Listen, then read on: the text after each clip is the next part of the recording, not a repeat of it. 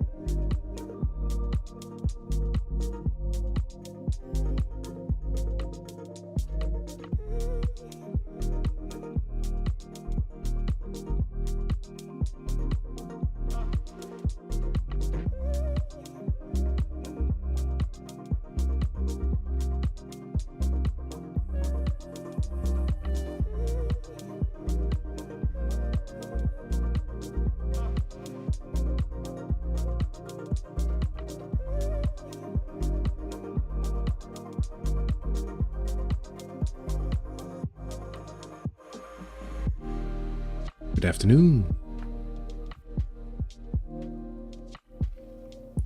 We are approaching 5 p.m. HT time, Saturday afternoon.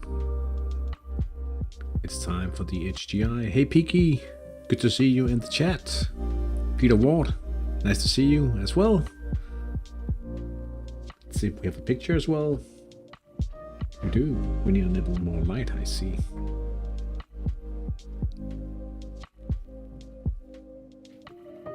How are you doing? Hope you're doing well. Looking forward to the daylight saving or the summertime DST. I suppose, Peaky, the last weekend? Almost. It's going to be alright next week and very good for the final round. Yawning, but here. Yeah, I guess it's quite late. Now, if you look at in the background, you probably see some stuff I made. I couldn't help myself. I'm wearing one of those creations as well. I mean, we have to... Bad camera placement, but this is the Intercalabar shirt. Oh yeah, I should do it like this. The nutty on the back. And this one could basically double as a Denmark shirt. It's done now, but it's not a Denmark shirt actually. It is in fact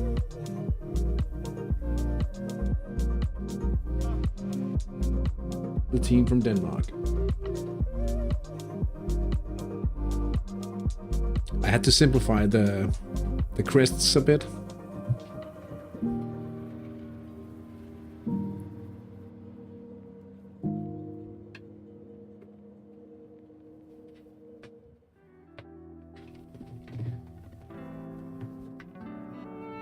Sorry for the shout, no worries. I mean, I had to simplify them a little. Like I couldn't get the snake to work. I didn't try, honestly. I could have made a silhouette or something, but I thought it would be too much work and all the... So, excuse me. I am. And all these, I don't know what you call them. Oh no. Just not the one from Milan. No.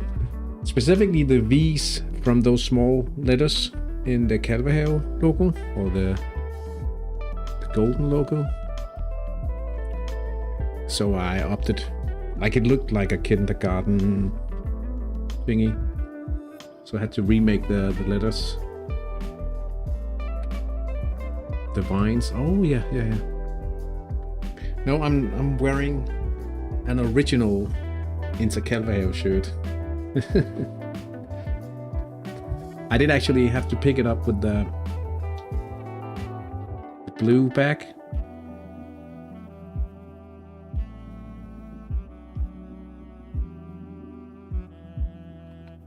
Rather than a black one. It's simply what I had available to me. I would have liked to have found an Umbro kit as well, but it's not that common in Denmark anymore, unfortunately, for like team sports suppliers.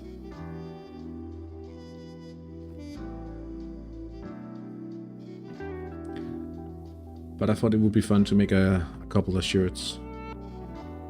And it really was because we did get a vinyl cutting machine and a heat press at work.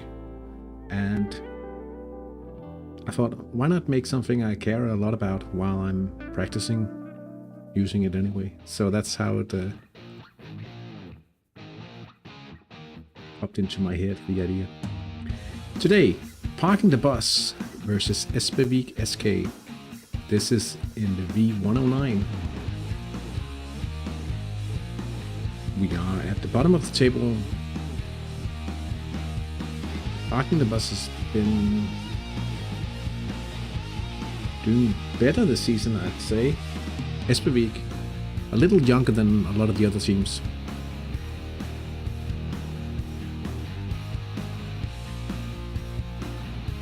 They are starting to, like, they surprised me in one of the matches. We come off, oh yeah, you come off daylight saving time. That's true. 3 AM becomes 2 AM, so it'll be more available to join the live stream. Yeah, I'm looking forward to hopefully seeing more of you guys in the chat. It's, I was wondering, and I hadn't figured out the whole double DST or whatever you should call it, the double effect anyway, during the winter. But once you explained, I mean, it makes perfect good sense, right?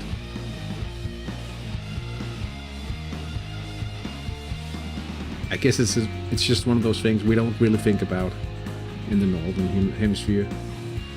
It's 3 AM. Oh.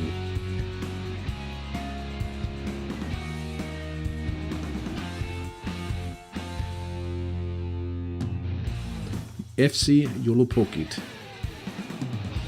versus Pavelan Kilotajat, another contender for a match of the week here, or finish in this one. Number 2 versus number 3 in the table as well. If I have to be a little selfish here,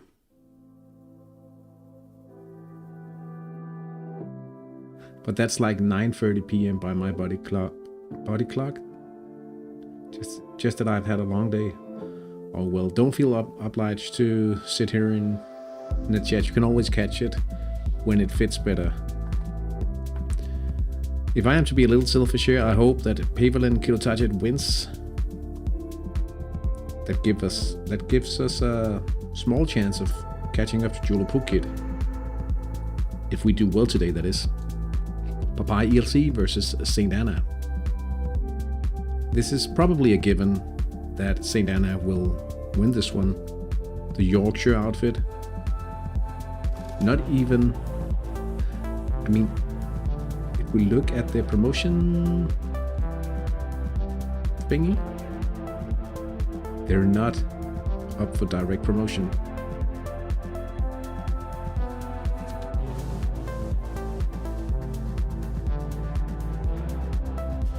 Just wanted to see ratings in the derby. Oh, yeah. Perhaps they might be up for direct promotion after this one, but it's 10 goals setting them apart. No, wait. This is the actual line. More or less 10 goals.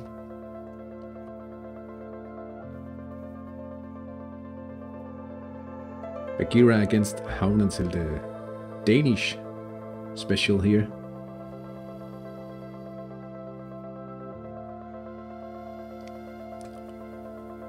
Wait, he's dropped to Richard.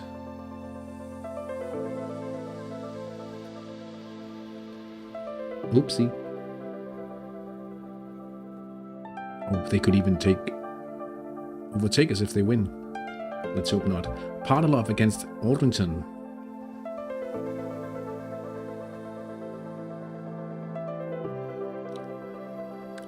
Seventh versus 8. number 8. Important. If you don't want to finish last in the table like a certain someone did at some point. Slavut Kalovic, High Plains drifter. They'll have to win if they want to keep any pressure. High Plains drifter on the leaders from HTI League, playing away from home, but they've been quite solid, winning 4 out of 5 games. I'm trying to speak here and it's not going too well. But it's away to Buff Orpingtons, who are currently 3rd. Could it be a tough matchup from the Warriors of Castle Greyskull, or we'll have to see. And the Sydney Derby today. Hattrick Australia Huskies versus Bonnet Bay. Huskies are doing a little rough in the recent form statistics. Bonnet Bay coming back to better form, I should say, and if they continue today, they could potentially move ahead of Buff Orpingtons, playing against tough opposition from HTI League, that is. Let's see. We are not looking at the Youth Academy in Interkalvehave, but we are looking at a scouts call for Havmåne, which means the Seagulls. Actually, it's the Seagulls. 16 years old, all of them. Harry Filbo. Overall 5, overall 4, overall 3. A no-brainer.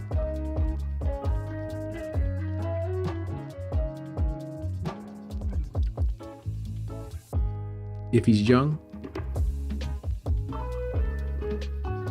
he's not really young.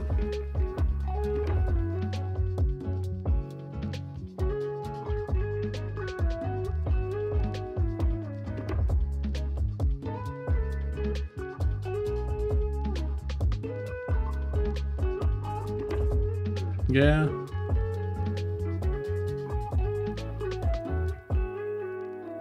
Matches are now 6 minutes away.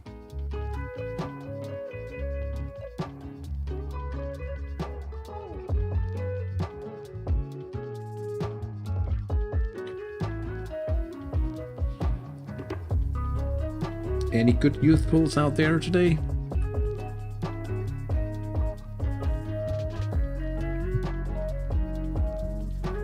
Yeah, I did my pool with Interkalvehave, but that's recorded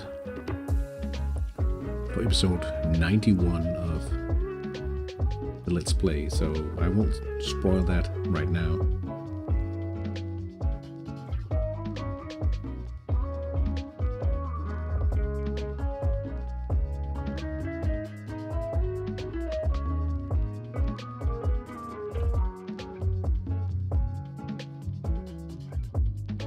Let me just check something.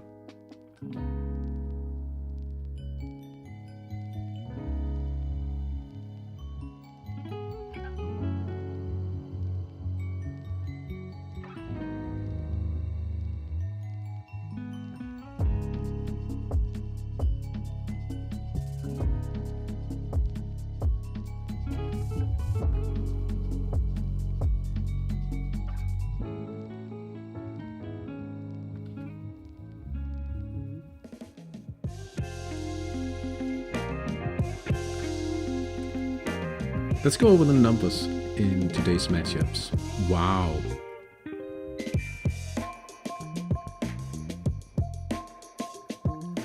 That's the attacker from last week. The forward, yeah. What about Bresina? In a midfielder. 22k, just barely.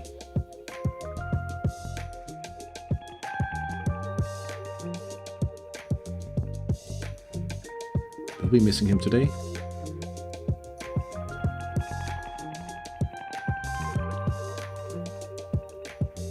Would that be an advantage for Scout calls were pretty average. Yeah, that's better than terrible, right? But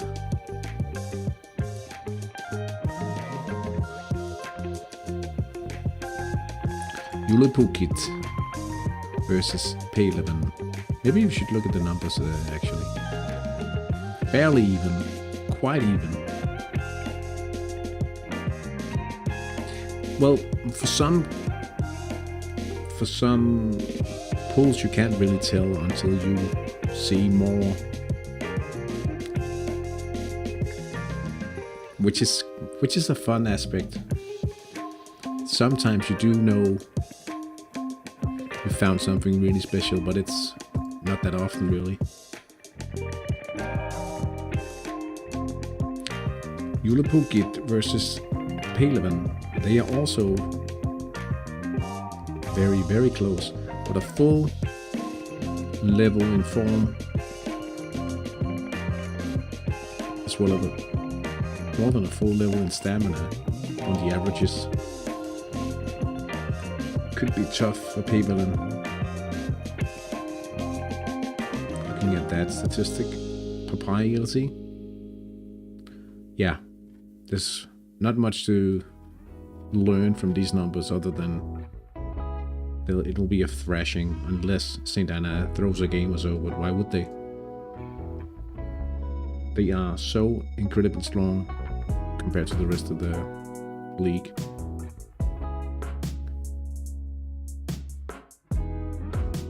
They have three sub-levels.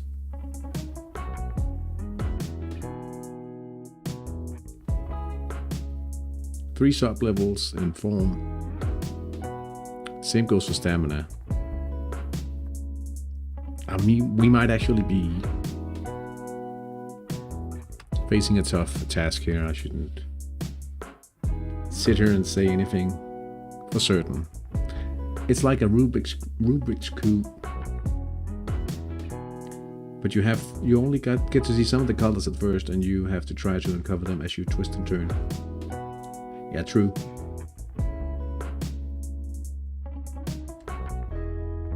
I mean, I like that often you'd have to see some things on the pitch, or from the coach at least, but you have to try them. Unless you find something truly special, because then you know about two very good skills, right? I think it's a good way to bring that element of the unknown into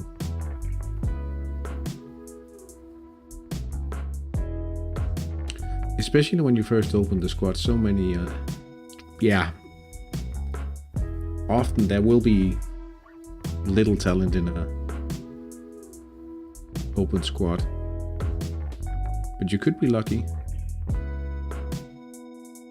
Yeah, that's truly like, because I've talked to people like, where am I supposed to start with the youth team? What would you most like to find, right? If you want to find a playmaker, start by checking out some players in playmaking and passing in secondary skills. How are the numbers in Pardelov? Aldrington, wow. They are a lot older though. Well, we have to look at some other numbers than just the statistical numbers about the squads. Let's look at the Sydney Derby at first.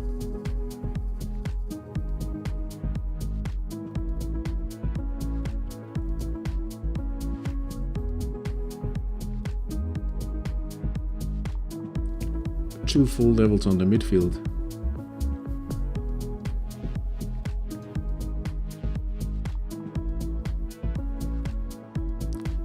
It does look like a fair advantage for the Huskies in this one.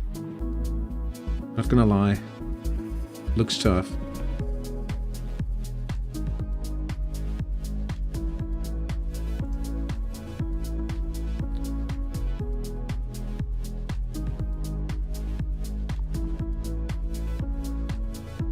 What kind of...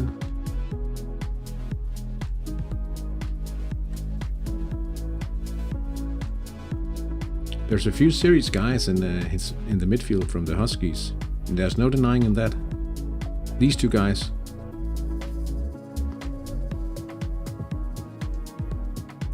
I wonder if I should start spending some money. I've talked about this before. I think it's a little too early still.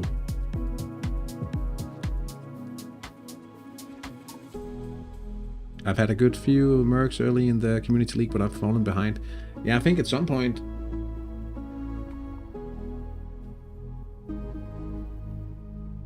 it's also about longevity, right? Like if you think about the how long you can enjoy the investment. And I certainly felt like I wanted to boost like the actual players I'm training. I wanted to boost them a bit more before buying into the mercenary stuff. Buff Orpingtons and HTI Elite. HTI Elite are hunting for the title today, potentially.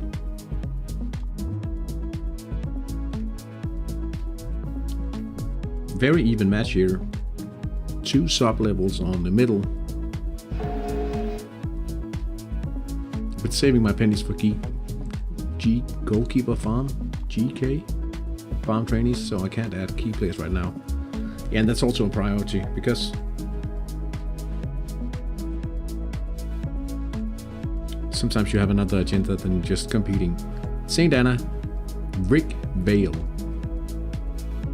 First goal of the day, down the right, 71%. They're actually hunting a direct promotion spot, so they might want to just fire away at PAYLC. Pavelen Kilutachar takes the lead. Hari Osanen attacking down the right, 46% chance of a goal.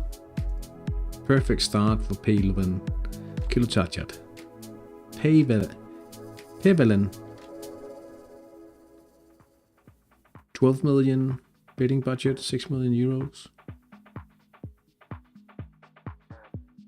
I did get a pretty good war chest from my winger profit players. I should check the compass of my players soon, even though I am thinking about just keeping them. And do like in reality, doing like a cycle with no starting budget beyond the 3 million you get from the team. High Plains Drifter.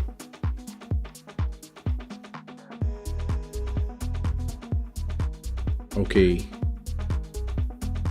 So they attack on the flanks, they lose the midfield by 3 levels. 3 levels in the middle. Expected goals? Wow, so low. How about specialties here?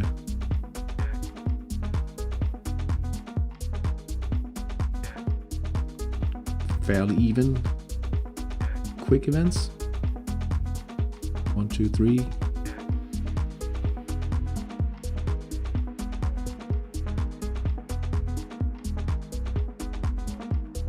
My first trainee target is on the market. I'll try to sign him Monday night. It's a pretty good time to be shopping for them, isn't it? Thinking about the time of the season, really.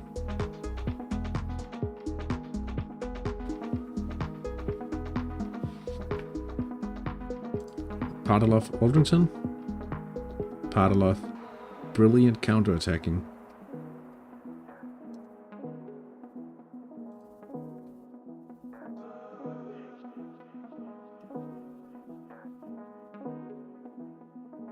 This can go both ways. We've been scouting for a golden generation for Oceania. Ooh. We had a terrible start to the 4th round of the World Cup yesterday. And now in the Danish under-21s team and the Indian under-21s team, they know each other so well. In fact, there are more members being part of both teams. But they split up completely, and the Indian team completely surprised the Danish team. It's fairly evident that they haven't been talking about the game or been sharing information, because they really surprised them. Took a deserved victory. Parking the bus, counterattack, supernatural, the wings. Brilliant attacking down the wings for Espervik. If they find some luck down the right, on the other hand, parking the bus, 9% in the central sector of the attacks.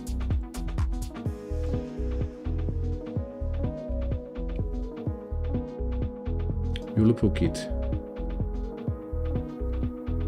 Fairly big advantage for Payville and Kilotajat. Hey Hamson, nice to see you in the chat. Hope you are doing well. Hi ELC. Oh yeah, we looked at that.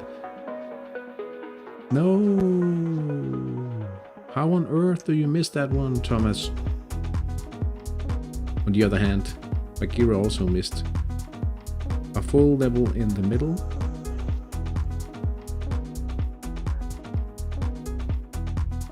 Brilliant attacking on the flanks.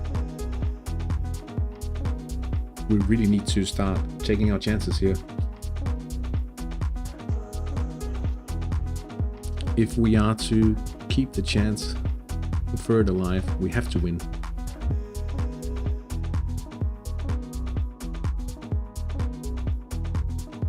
Petri Mahalen. Yellow.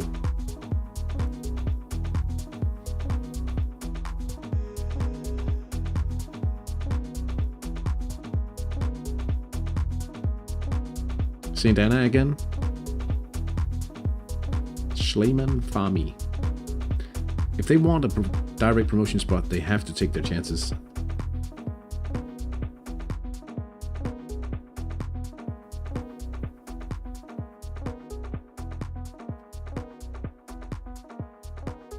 I'm in such a good mood, like I live in Denmark. Balkan humor? Do you guys joke with living in Denmark, or? Our under 21 went out in round 1, and our national team missed the World Cup entirely. Gotta play Nations League. It's a bit demotivating not going to at least the first round. But I do remember in the under 21s World Cup that you guys and the Czech Republic, which were in the final, if I don't remember wrongly.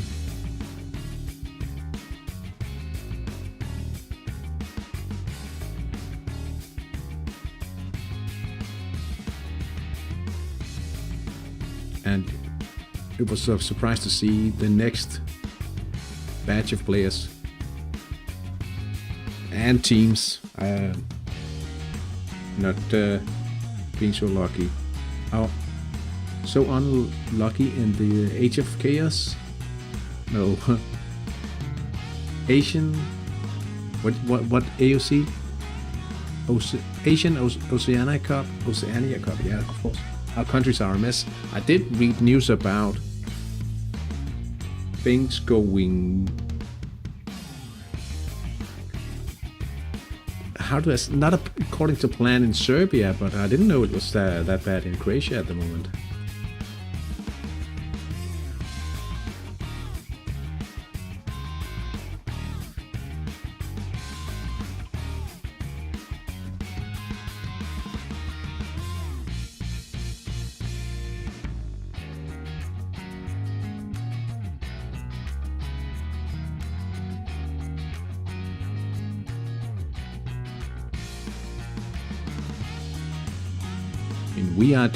We are facing our own little crisis. If it's little, I don't know. But I prefer not to talk about it because this is about Hattrick. Alright, I'm out. Have a good stream. Have a good one. Have a good evening. Good luck in today's match. one of the contenders. There's a lot of matches of the week. Oh no, Santi already with an injury. Jamie Fisher in the midfield. Barely see the difference in midfield rating.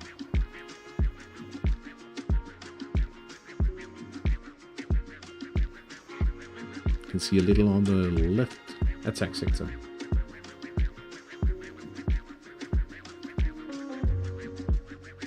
But there's a certain something going on with Greenland, of course.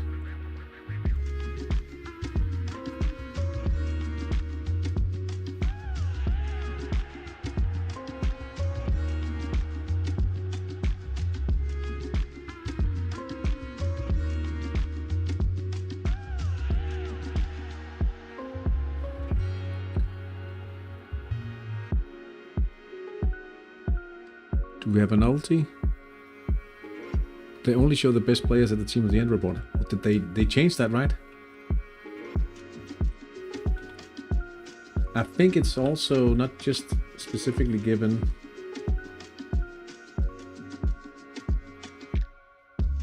I think it's not just specifically given to the one with the highest star rating. It could also be someone who scored a hat-trick or something.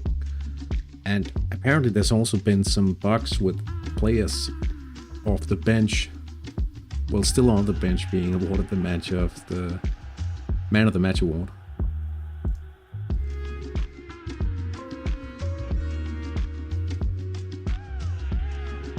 Vico Milas. Journier takes the lead in the match against Buff Orpington, Max Apicada. And that means that right now they've won the title. They have their hands on the cup right now. At least until High Plains Drifter potentially takes the lead against Slavoj Karlovic. But that's not a given. Of course it isn't. Certainly not with this midfield rating. Did they underestimate? They didn't.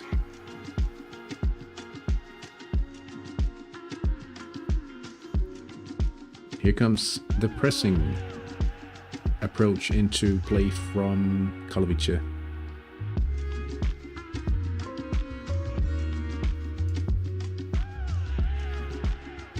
Free kick for St. Anna. Steve Vassell.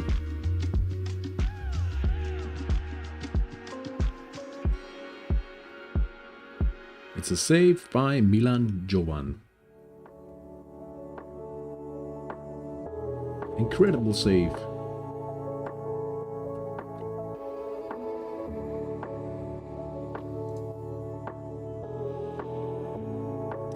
Rencio Macchi.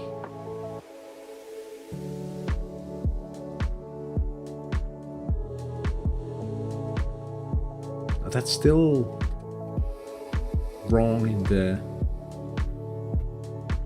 English locale or local. Don't know how you actually pronounce that, but it's a goal by Vico Milas.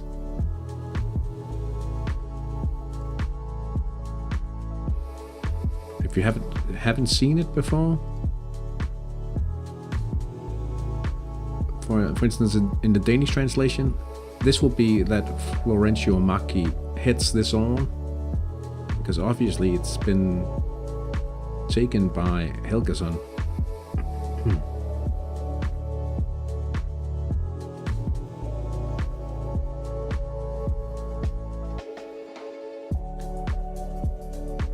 Deadlock broken in half of the games today.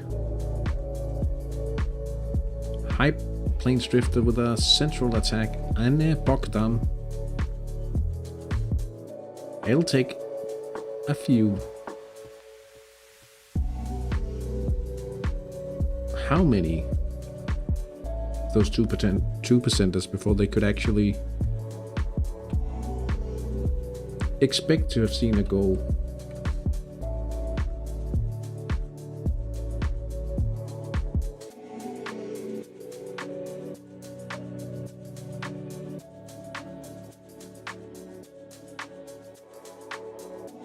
They get 50 chances.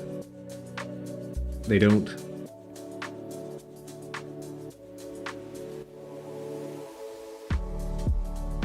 You should have seen a successful conversion. The chance should be 63%, but you don't get 50 chances. So let's say 8 chances.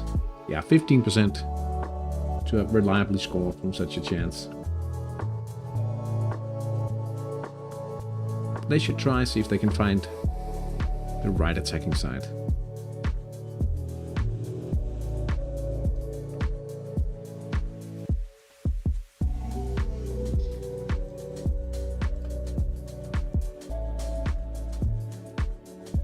Alec Torres, down the left, 3%. I mean, sometimes you do score on a 1%. I did so on New Year's Eve, not last year, but the year before that.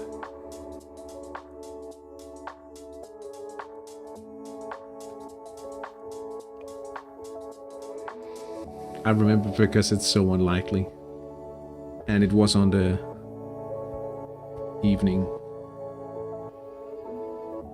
on New Year's Eve, so that's kind of stuck into my head now.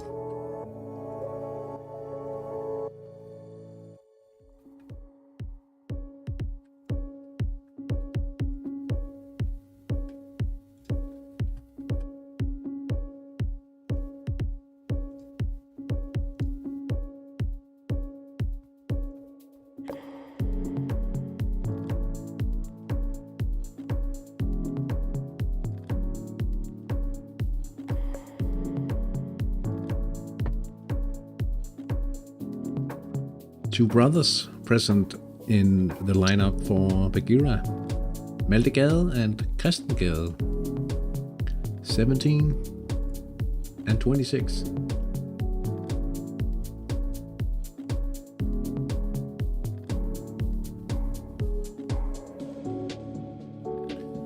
If I set my unpredictable defender as a man mark, will it affect the chance of an unpredictable pass?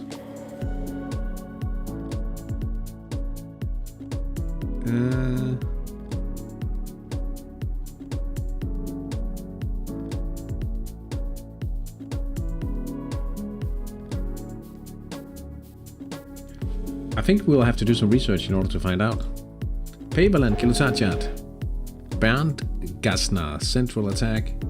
19 minutes in and it's 2-0 for the guests. How is it actually stated in the manual?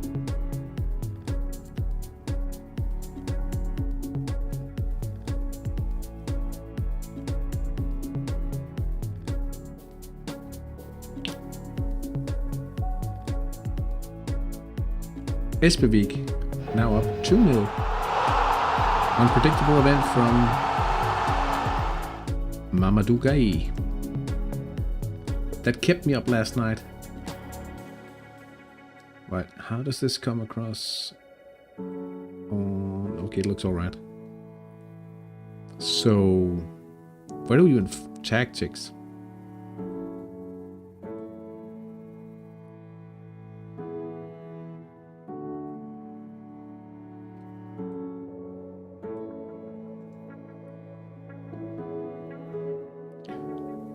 I mean, you do see how it impacts, for instance, a tactical level. Man mark. Okay, the entire manual on a long page. Man mark.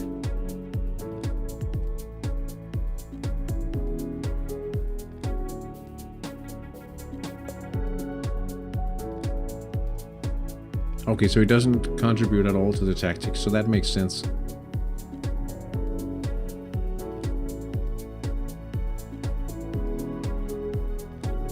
So the defending skill is what matters.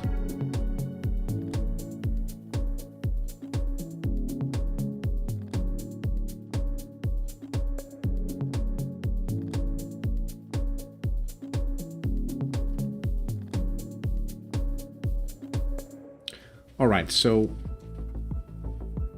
his passing skill is hit. So I guess it doesn't hurt his chances of getting the pass, but it could backfire because his chance to do it well with a lower passing effectively is worse. Buff Orpingtons has made an equalizer here. Brian Gill down the left. 30%er, 21 minutes played.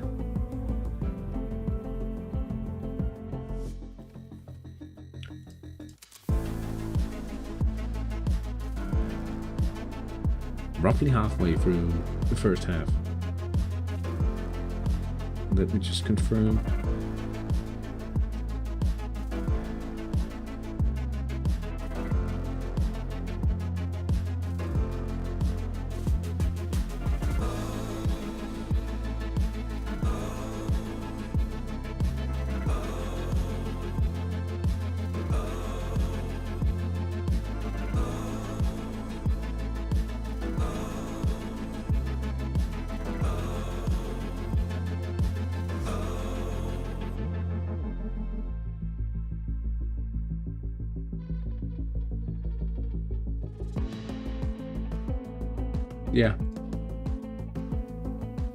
Yeah, I think that's it. He could make a mistake rather than making an assist if you choose him as a man marker.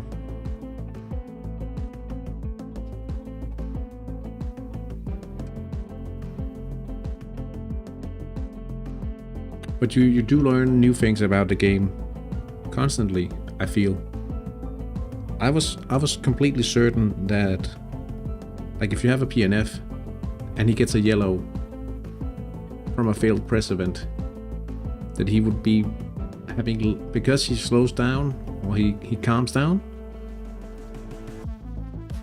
he would have less of a chance of triggering the event. But apparently that's not the case. Apparently he still has the same chance to get the event, but he has a lower chance of getting a yellow, which, much like other things in Hattrick, isn't completely logic to me, but doesn't necessarily have to be so. I mean, it is Hattrick.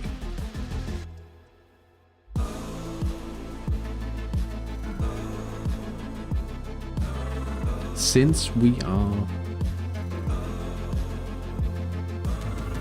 not quite as good as Bagheera and Stamina, I would like to see some positive chances quite soon for Havnetilde, please. Counterattack for Padalov.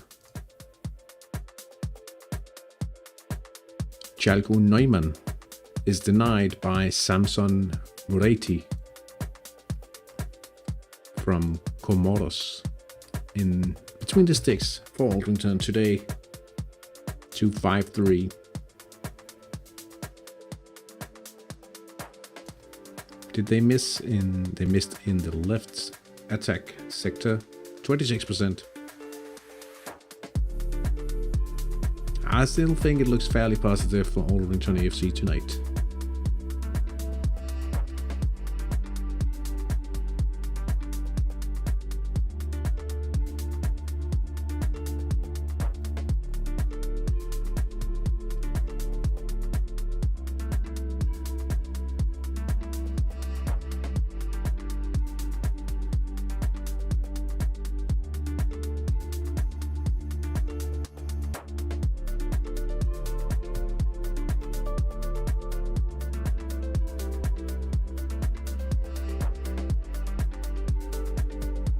Not too positive for St. Anna, missing 2 chances in the hunt for direct promotion. They need a lot of goals for this match. They were roughly 10 goals behind on the goal difference compared to the first direct promotion spot. Klaus Kronborg is shown a yellow card after 25 minutes. That's the right back for Havnetilde. And we need to put some pressure on Julapukit.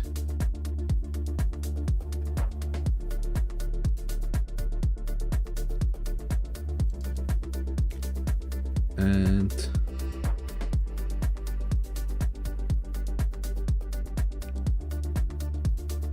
I don't know why I had a feeling we were playing Joulupukit. Hello, Arsenio. I'm a newbie. No worries. You're very welcome here. Good to see a new face in the chat. You just started Hattrick, huh?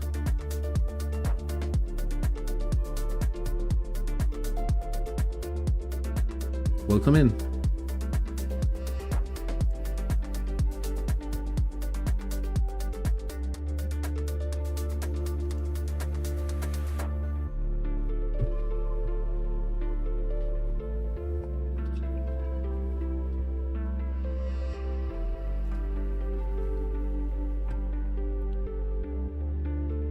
Come on with some more chances.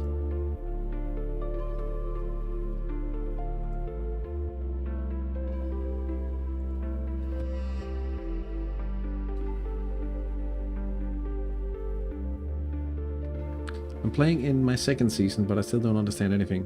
Feel free to ask any questions about basically everything in Hattrick, and we'll try to answer them. I know there's a bunch of helpful guys in the chat as well. I like to help new people along, if it's not too complicated or too advanced. But we'll try, no matter what you ask.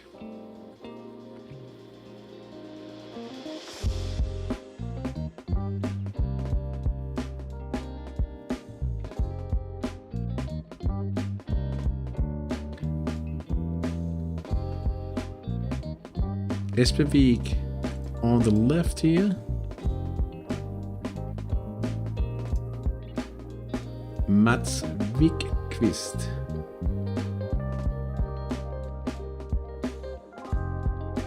I think we are stalling.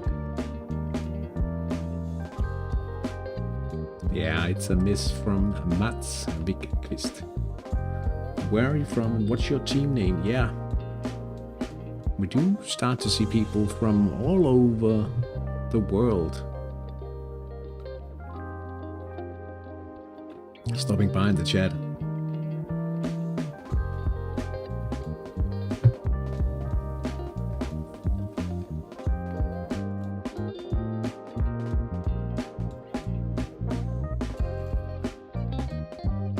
Eternia, Apicera, down the right, 16%er, but not closer to getting the hands on the cup on that one for Hattrick Elite.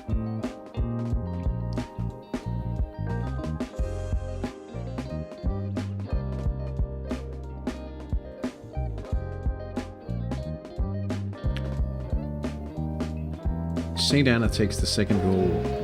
Steve Vassell, oh, he's missed another free kick and then he scored directly on free kick. Division 4, 19.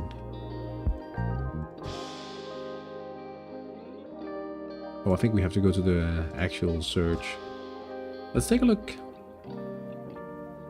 Serious.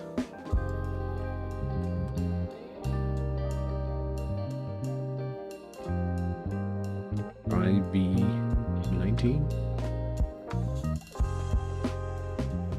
AMD. There you are.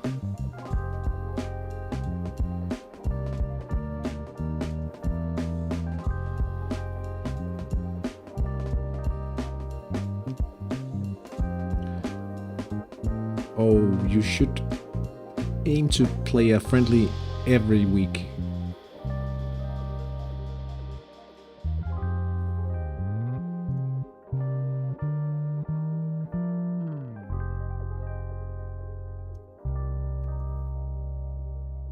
And looking at your formation, I don't see what you're training.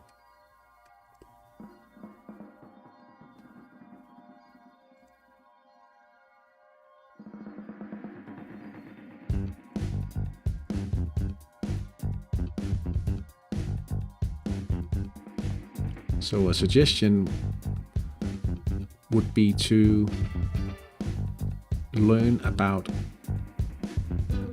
training. Yeah, and get a mentor is also a very good call.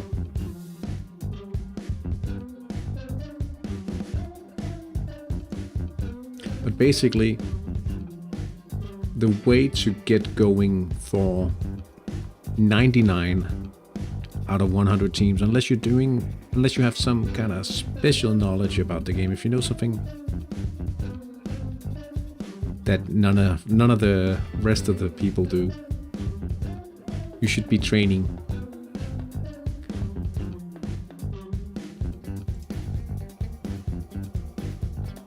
You should be training young players.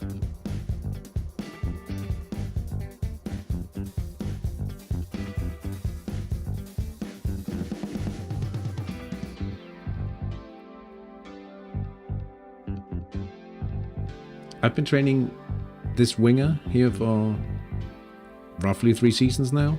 Same goes for this guy, and I'm training these 2 guys as well. But the way that it's basically the only way to earn some money. What positions should I train? There's a few different.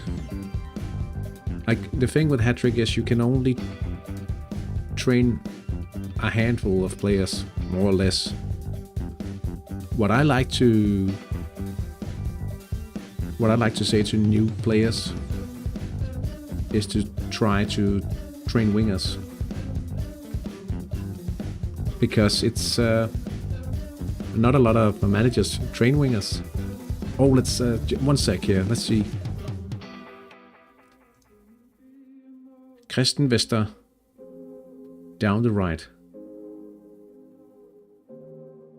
And it's 1-0 for Havnenselde. Superb strike. Alright, what should I... what positions should I train? I would suggest training wingers or training a goalkeeper. If you like to try out different formations,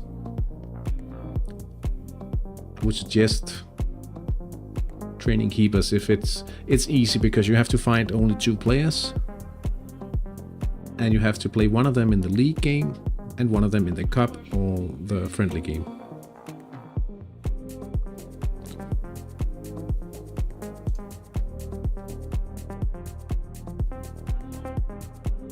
If you feel like training more players, wingers is a good choice because you can train 2 wingers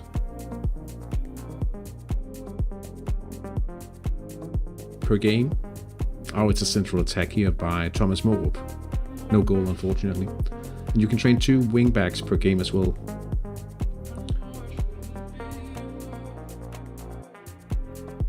Alright, you should be able to find some very nice young players with that money. If you... we could look at some scouting.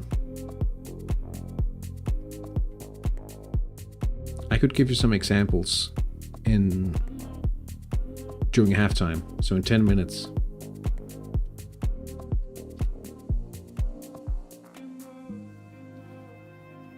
The reason why I often recommend training wingers to new players, that's simply because of the fact that if we look at the training statistics, still 7% of all managers train winger, so that's less than the managers training keeper, right? So yeah, so they are fairly uncommon, good wingers, if you have some patience.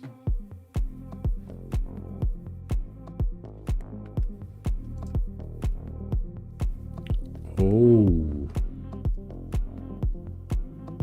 the Bombers drop down to weak organizational level. That's 3 full levels in the midfield.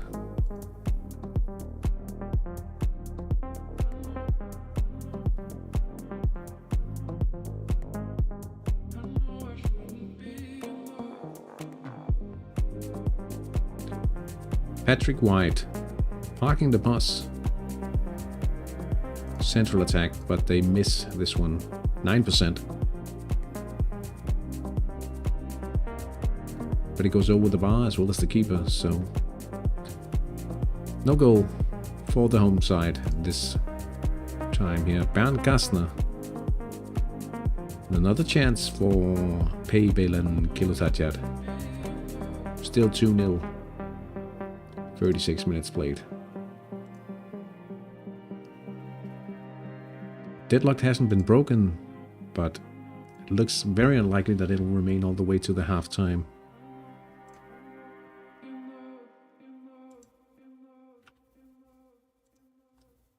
Partle of Alkrington. My guess is this doesn't end 0-0 without a goal, I'm fairly certain.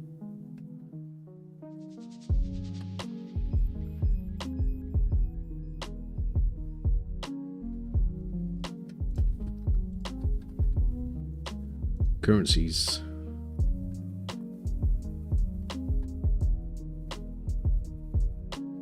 Ukraine, how much money is that?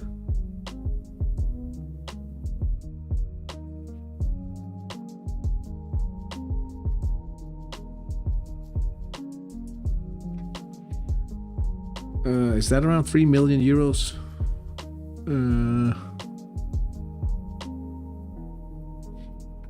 Let me just have a look at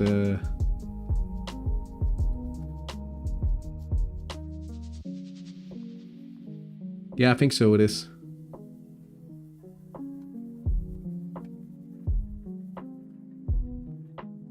It should be double, worth double of the Danish currency kroner, so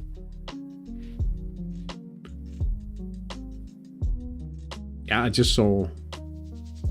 All right, yeah, you should definitely be able to find some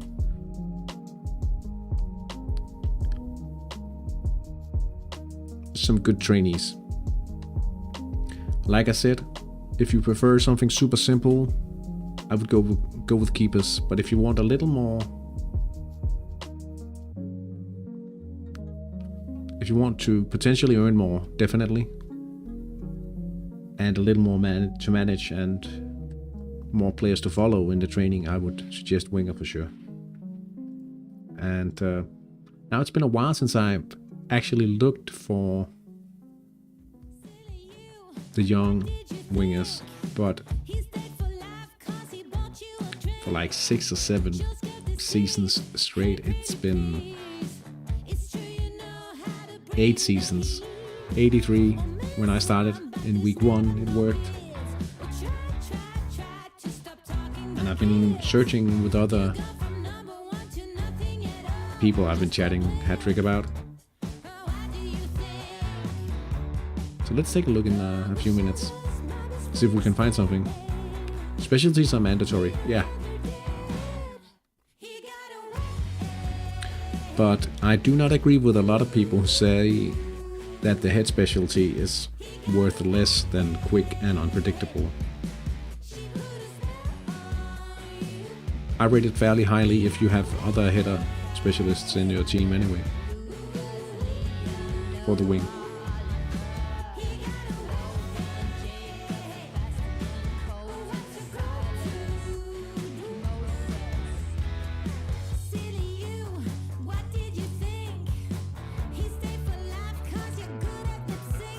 Five minutes remain of the first half.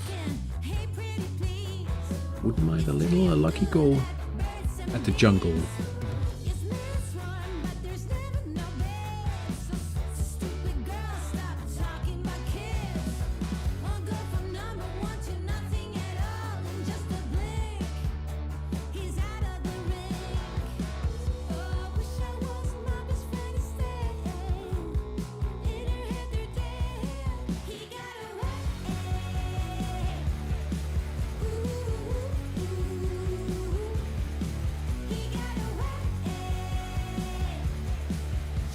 I have better experience with quick and unpredictable wingers than head. For the sell price, or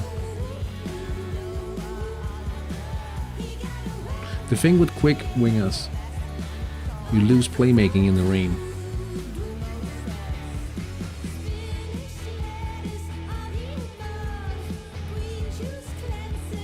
Hattrick Australia Huskies take the lead against Bonnet Bay. It's a penalty, and it's Martin Petrov.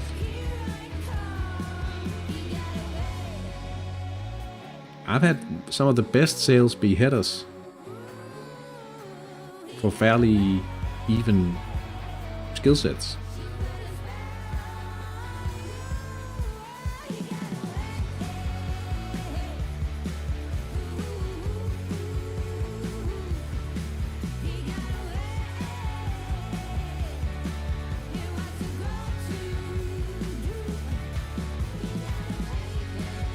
I'd say if you have a good deal, I wouldn't scoff at all at picking up a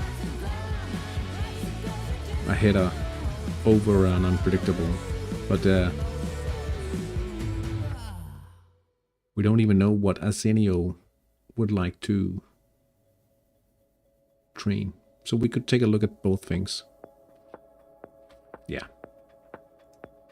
In a few minutes. 2 matches with the deadlock intact.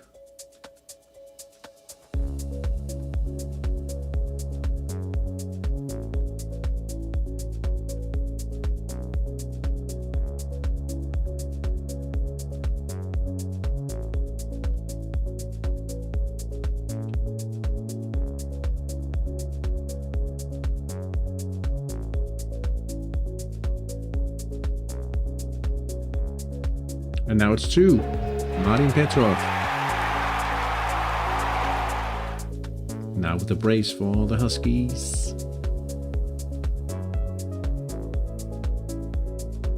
Struggling to sell this one. Why can't I?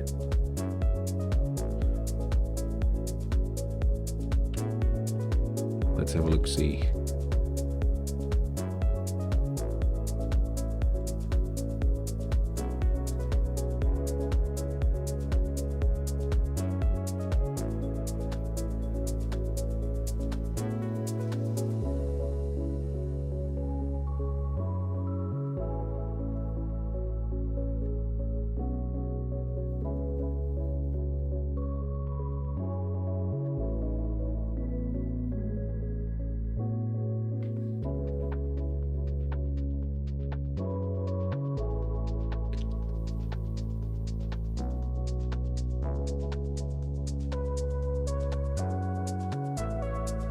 He's a bit low on the HTMS potential as well.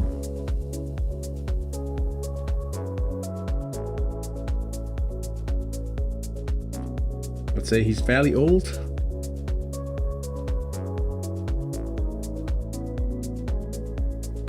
But it could be, I mean, we could take a look at the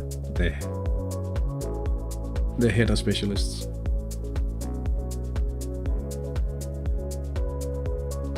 Oh, a wingback trainee. Makes sense. Now I understand why he's world class at this age.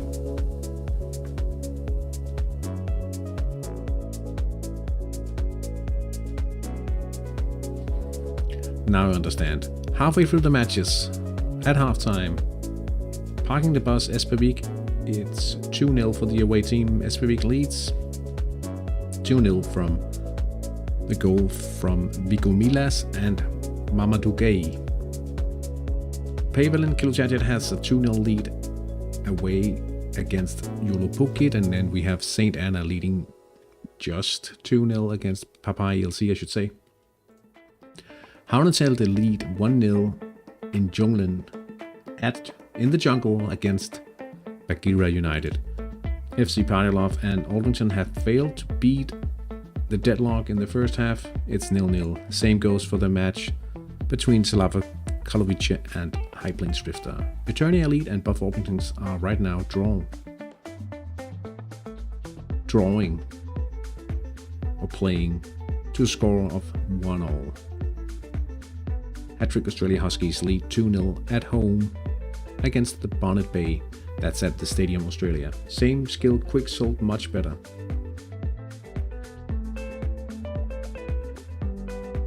Oh really? That's a bit of a surprise to me, but why don't we take a look? Right. Arsenio, if you're looking we're looking for 17-year-olds because that's how you earn money. And you have a fairly good budget. But we also have to remember that any money not spent is actually saved also. We're looking for wingers. They don't have to be much better than inadequate. Between inadequate and passable. Playmaking, inadequate, passable as well. But we do look for players with at least 950 in TSI. Quick, unpredictable, and headers. Let's search it up. Right.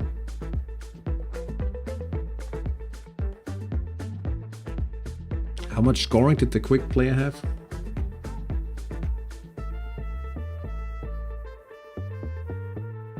Because that's more or less the... you could have to convert other quick events, but the solo quick event... Wow! What's up with these prices? Right, I don't know if you have the Foxtrick add-on installed yourself, but 2063, 2105, that's very high potential.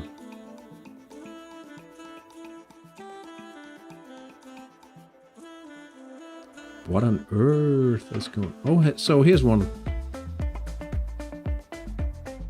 This is an interesting player. 970. See, the only scenario where scoring really matters for a wing,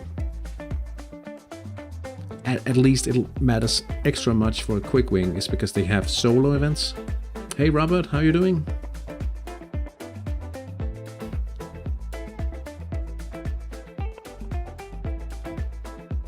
But this guy, Gabrielson, I would definitely try to bookmark this guy.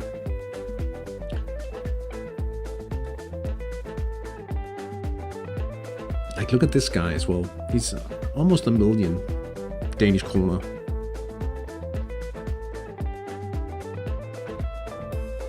Which is... You should have these, so he would be... This guy, Blaugrana,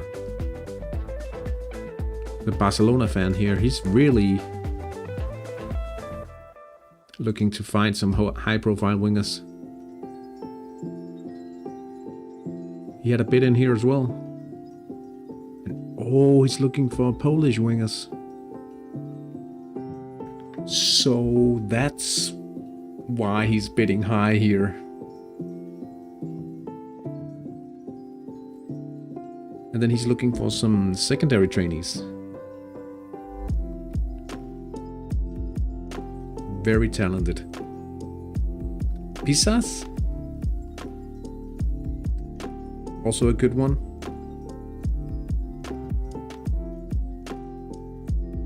This Danish guy here, Noah Neumann. Also worth seeing if he takes off or if he doesn't. But there's plenty of good players. I mean, you could just filter out the head specialists if you don't want them. I don't mind them. You could even set this a little higher if you want to save some money. Like filter out.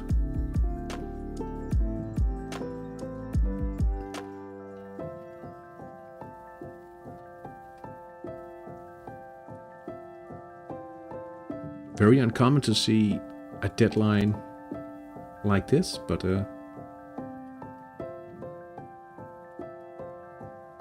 strong player as well. Huge profit potential from such a guy. Now, what I want to show then is, if you have the patience to train this guy, you will have to adjust it. Train him for 3 seasons, maybe a little longer than 3 seasons.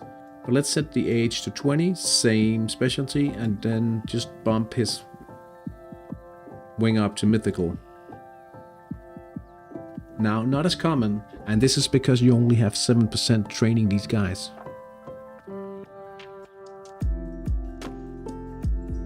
Needs a bigger stadium as well.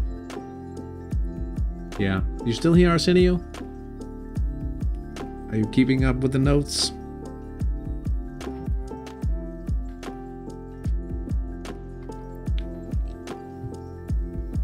Let's check another one.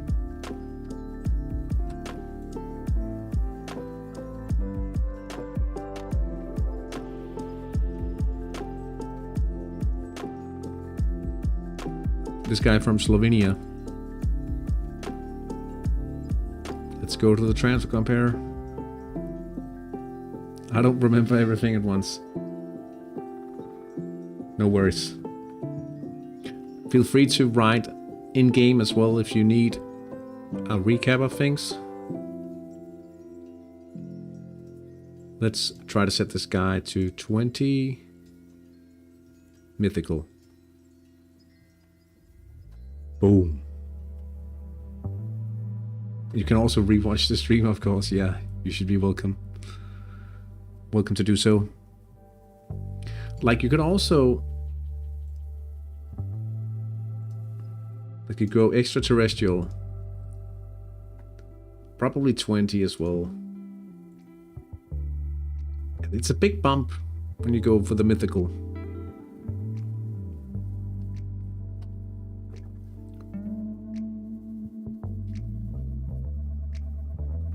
But if we want to, or if we are to go over a few markers, right? Set your staff, you should get... You shouldn't do what I've done here. I'm overspending for the actual players. You should probably get level 4. Maybe level 5, because you actually have quite a bit of money. Maybe you should do this.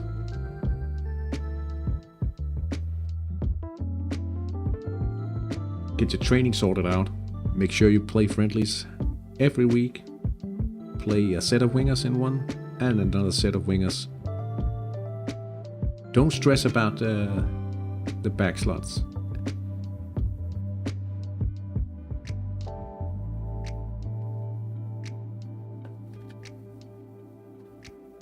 What? Nah, I don't know. How much cheaper is level 4? Yeah, maybe.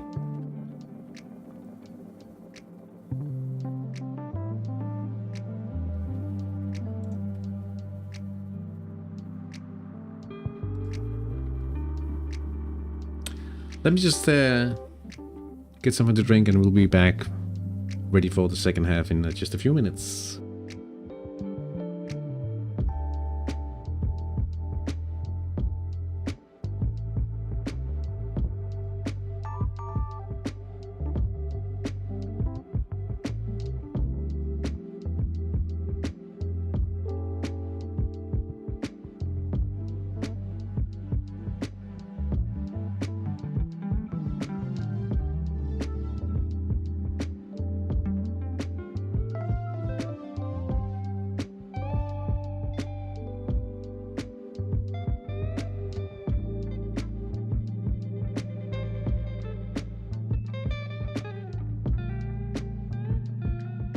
Are you noticed? Yeah, it is.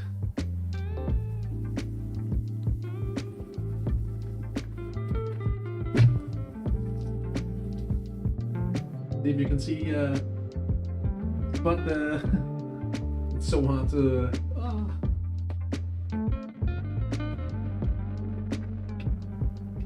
I made one of these as well.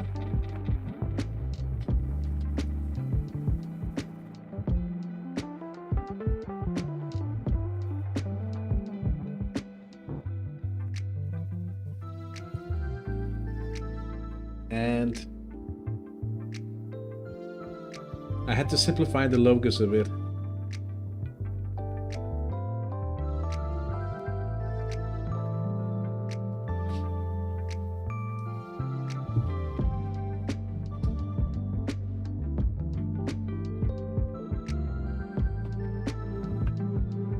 Nah, it's not my followers. It's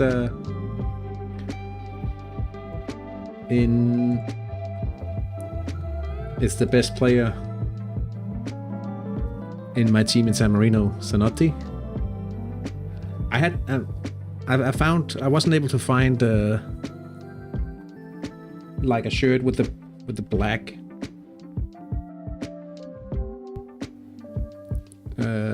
It was blue on the back rather than black, right? So he got 14 matches on the under-21s national team. In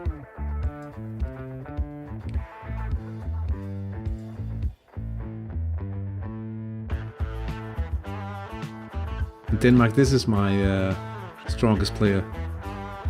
Okay, you're a bigger addict than I am. I couldn't help myself.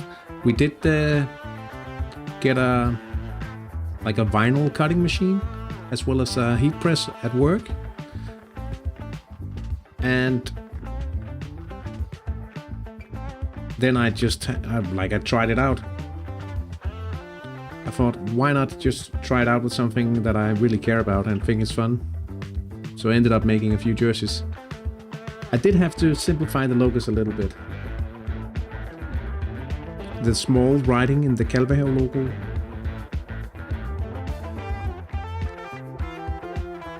The way you play in another league than your own home country is if you are at least a platinum supporter. So it's a premium, it's a paid service.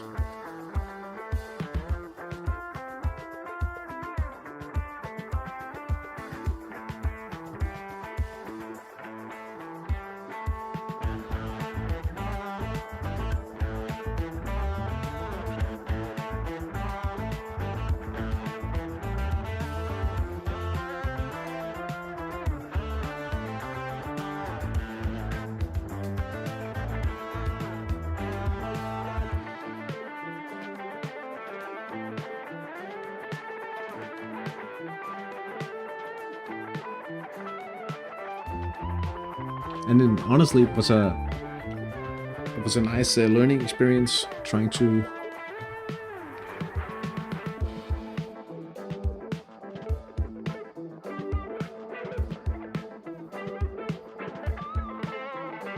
I always play San Marino in Euro 2000.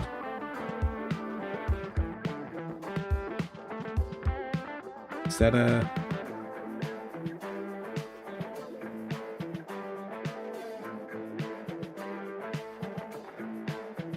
Is that a game?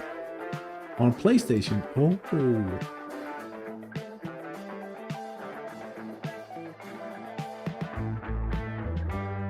So you always play against San Marino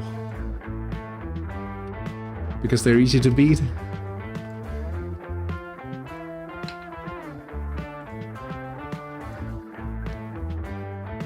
I don't think they are the lowest ranked country anymore in the world, but they were for quite a while.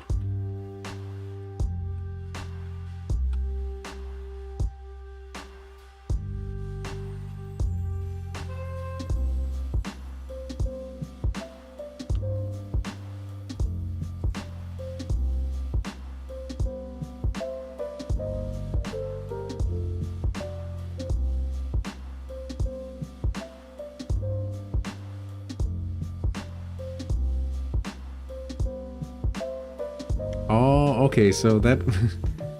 I remember in FIFA 98, Road to the World Cup, we played with...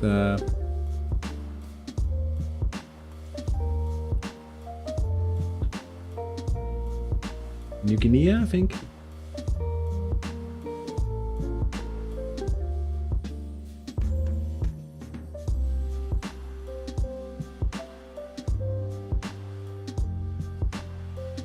Because they were one of the weaker sides.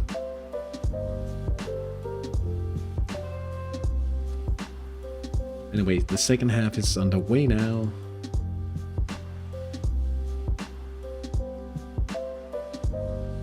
Looks like we are losing a bit more capacity compared to Bagira.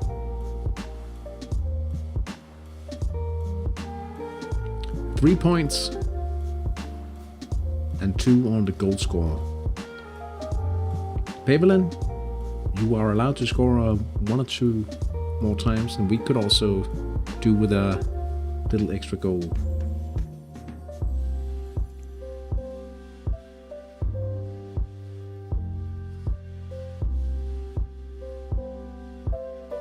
Bonnet Bay Bombers. Bombers, that's a very Danish way to pronounce it. Bombers. Back to solid organizational level.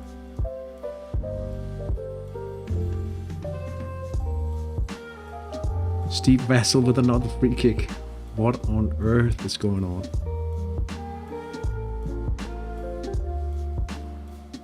Three 0 now for St. Anna.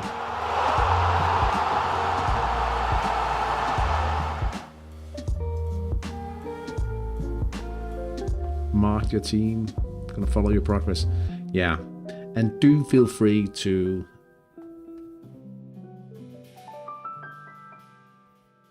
write. Rodrigo, goal. Hello, welcome on in. Nice to see you in the chat. You new here?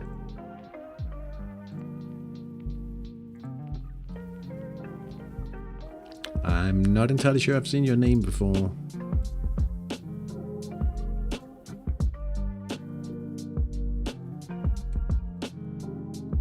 Following you on Insta. Oh, cool. It's not... I don't feel like I'm very natural at Instagram, to be honest. But I'm trying to post every now and then and make Metallica. Oh, I see. Cool. Yeah, that name I definitely remember. Oh, another central chance for Christian Vester. We need to start directing those attacks to the flanks. I remember that name on Instagram. I'm trying to be active on Instagram, but it's...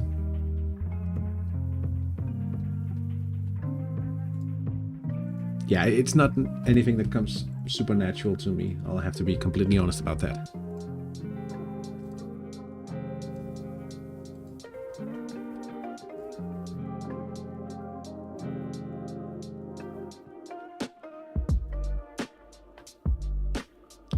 Let me just take a look at it, actually.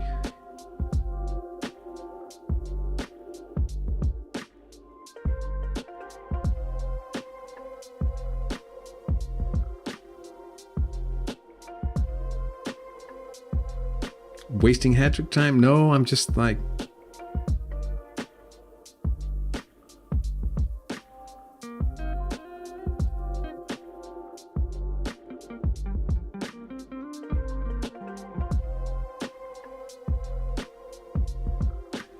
So I see you do a stream and I came to the stream. My English is... sorry, my English. I'm from Peru and speak Spanish. Well, looks like you're doing fairly okay, Rodrigo. Nice to see you in the chat. It's really nice. I mean, you can certainly do a lot better in English than I can do in Spanish. Because I basically only know how to order a beer in Spanish.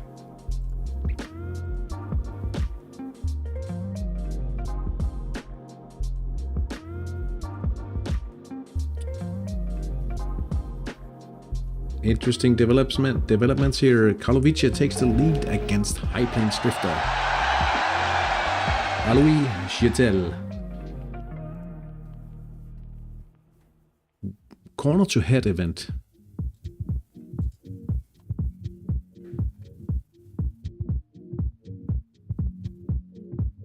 Now that means Eternia is 6 points ahead, but with a worse goal score. Goal difference. Goal scores. Probably how you would directly translate from Danish, actually, but a goal difference, of course. Only a single chance for Bagheera. I'm not feeling particularly safe here because we are losing ground due to the stamina difference.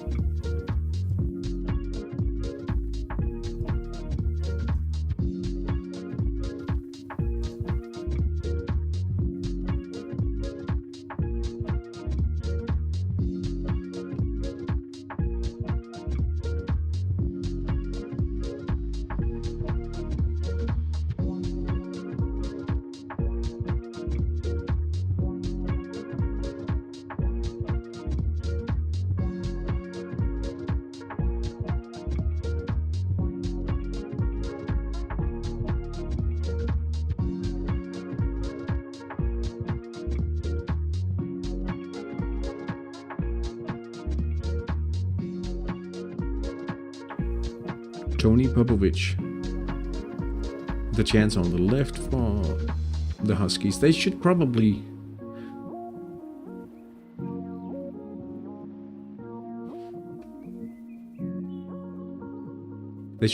wait until they have more than an advantage if Bonnet Bay would fall in organizational level again. Oh, Hampton is always so good at asking people what their team name is. But I take it you are a veteran of Hattrick as well. Where did you go? Is it a...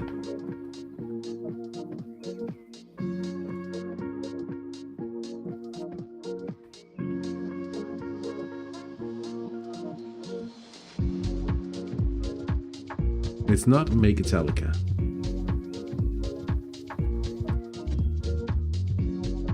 At least.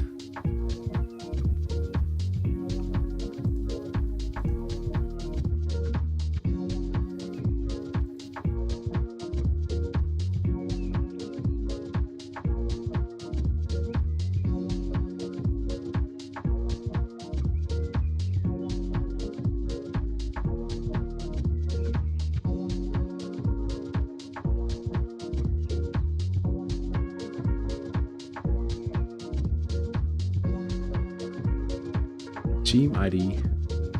I can't.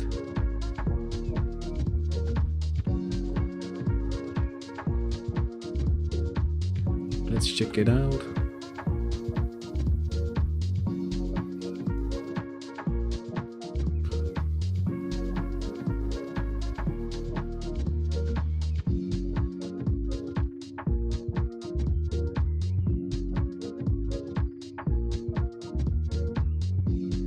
Kill them all.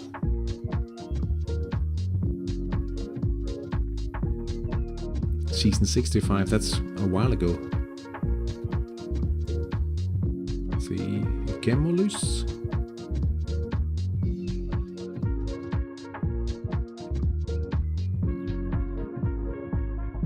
Oh, did you return to Hattrick?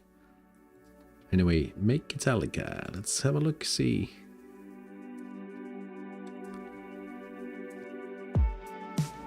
FC Süderland.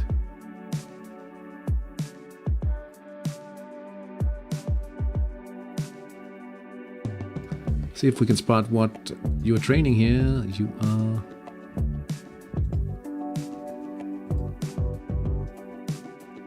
training midfielders, I think.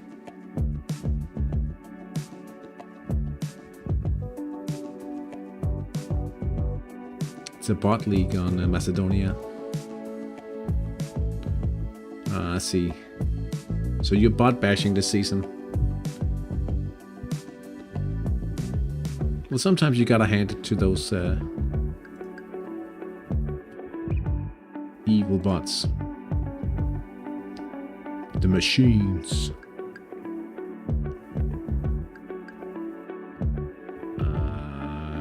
Why? He's for sale.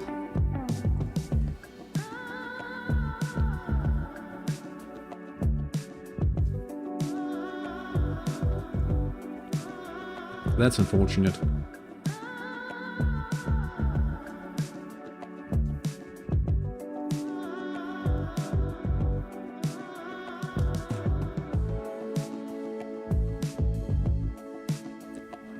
Stupid injury. Eternia, central attack. They are getting closer. They have one hand on the cup right now.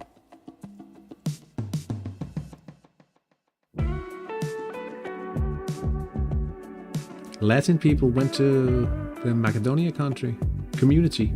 Oh, when there's a lot of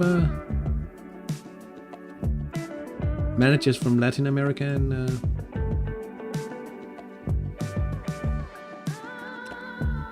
Aldrington, David Baldwin down the left, and he gives them a lead. Oh, he looks pissed. Smile, you just scored.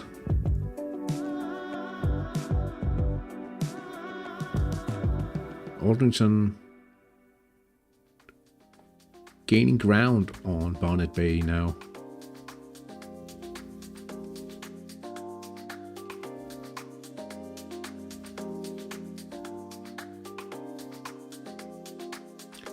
One week injury for Arerise.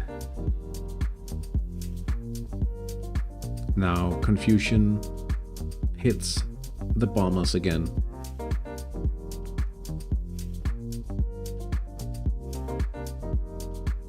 Huskies moving into the upper half of the league table as things are right now. Argentina, Chile, Mexico, the Dominican Republic and Uruguay is on an adventure. That's fun. I like I've actually started to see more Danish managers in the San Marino League.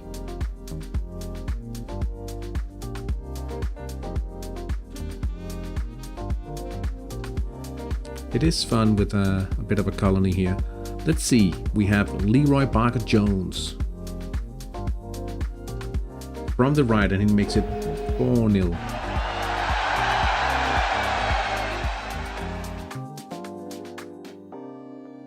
But they're still trailing on the goal difference for a direct promotion slot. Walter Lautzen, the minor injury for Bagheera.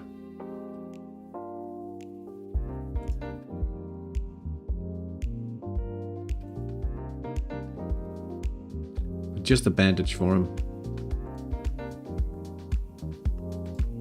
It's heating up down on the turf in the jungle. 15 minutes into the second half here. Goals in all of the matches in the HTI.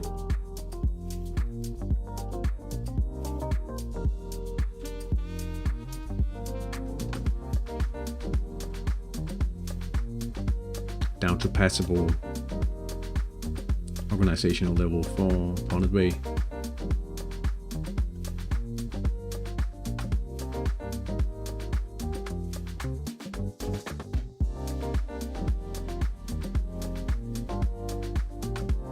Would you consider your team in North Macedonia your main team now, Rodrigo?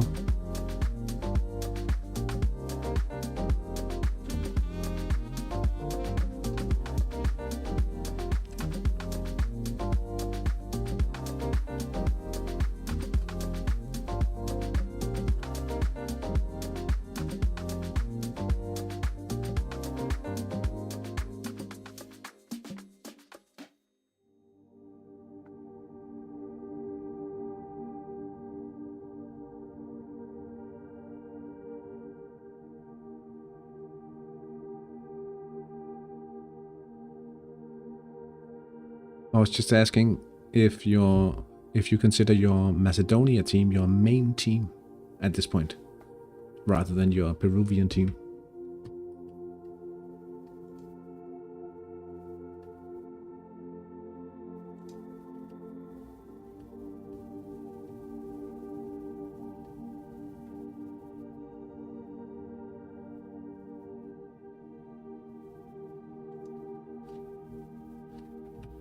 Jakub Goll with a chance from the set pieces, but they failed to make proper use of it. It's still a 1-0 lead for Karlovic. Oh, Julepukit.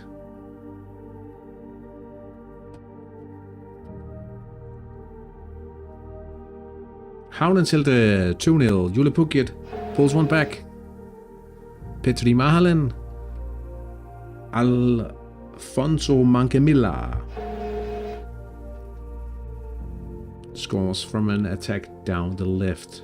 Thank you, thank you, thank you.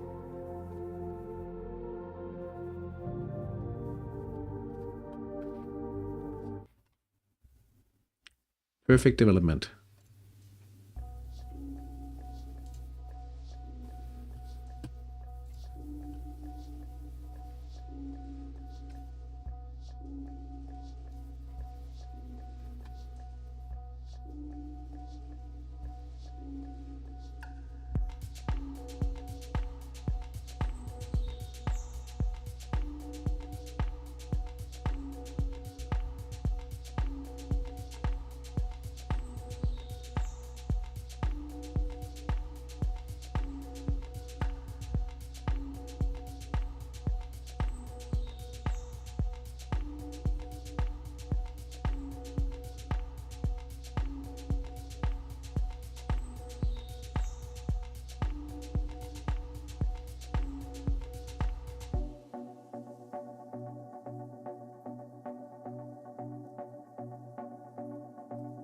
I've forgotten already, but I wonder if High Plains Drifter and Eternia, I think they play each other in the next round, if I am not mistaken.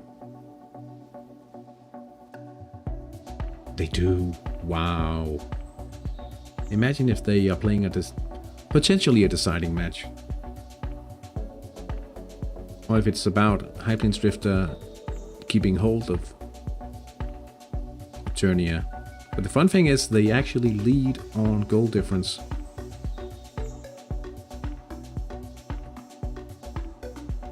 I know Ben is fairly busy, the manager of High Plains Drifter.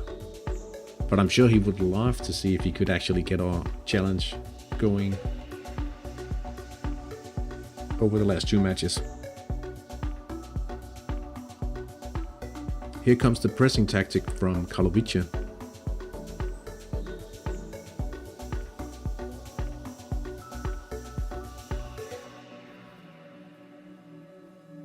They don't look all that strong today, High Plains Drifter.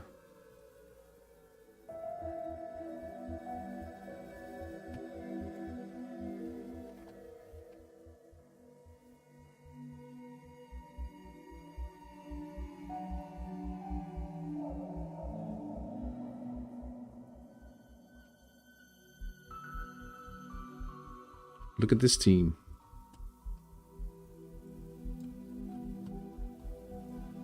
I think you found my old team. That is Kalvehav EF. I remember the ID.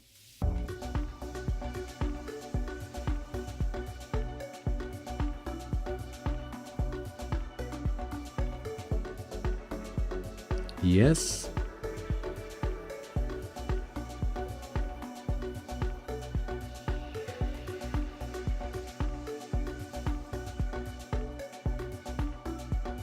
$206.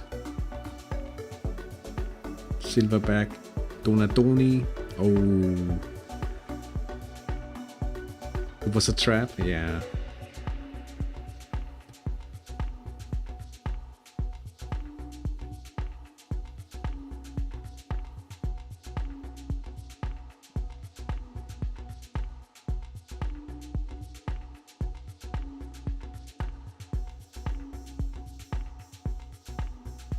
You won't be able to, like in the future, you will not retain the team ID.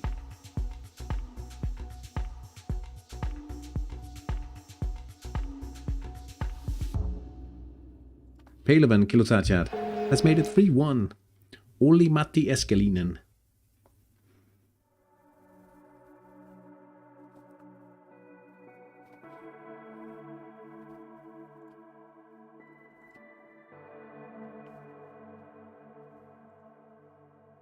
But of course I know and of course I remember my old team ID. Of course.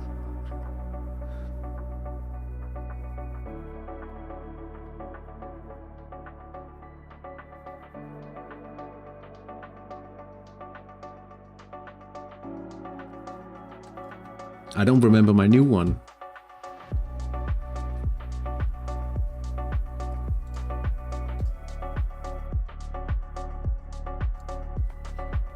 Yeah, I'm a little dogs there if people wanted to spy on the team spirit and the team confidence, but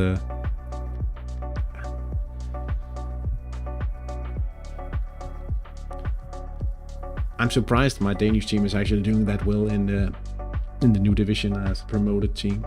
I haven't been able to use my PNF for most matches.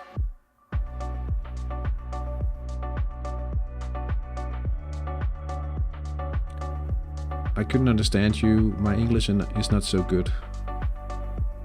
Been there for 3 seasons. We are a community that seeks to improve the performance of Macedonia. Oh, that's cool.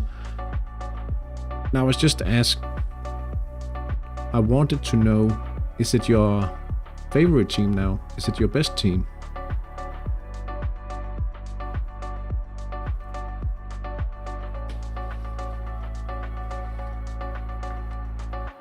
Attacking through the middle. What are you doing?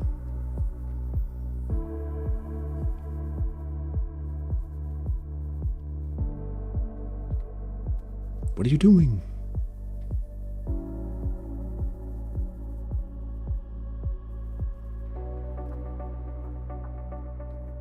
Trying from outside the box. Yeah, obviously that's not gonna cut it.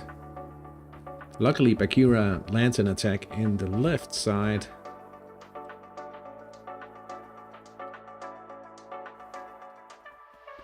They miss. That could be our luck.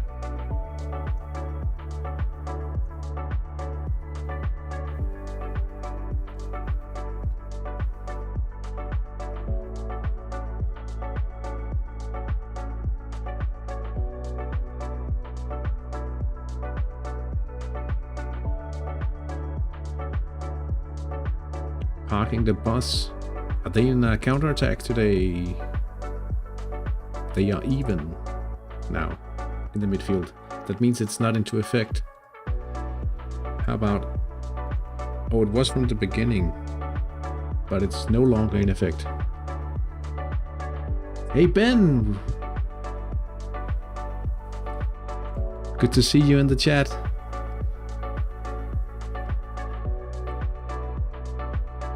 What happened with your midfield today?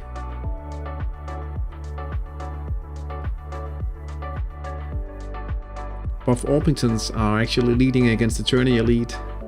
So if you could win today, that would have been pressure.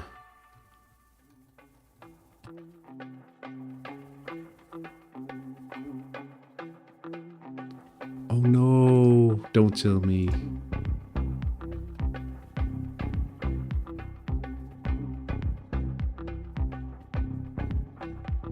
But still, you could put pressure on Eternia if you can beat them in the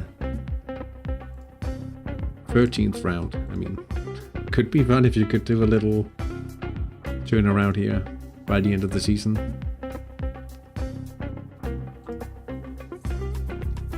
Hope you're doing well, Ben.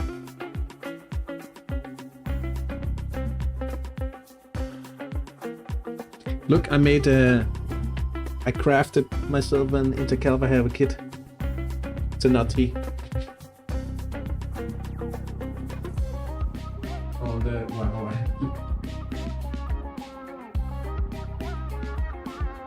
I made another one as well. Shit. Showing off my my stuff to everyone in the chat.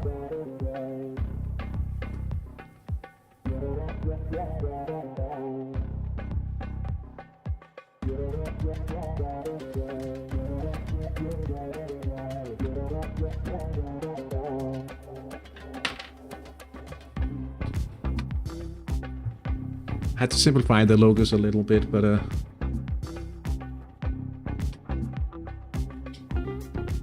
I don't have a better team. I'm just relearning Hattrick, but I've stopped my progress a long time ago in Peru by signing players that require training. Also, you prioritize training. Ah, I see. St. Anna. 5-0. Emil Komp. I decided to focus on training and give up number 1 for the HTI League. Yeah, I did so for the very first season, but I claimed I wanted to win still. It's my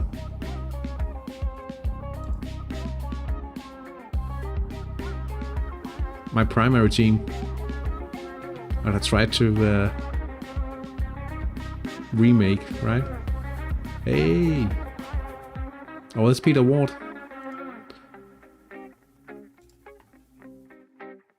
You're leading. It's looking good.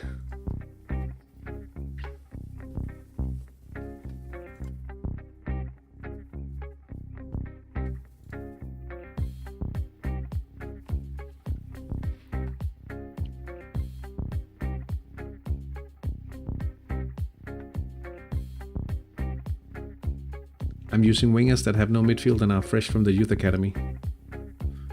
Let's take a look.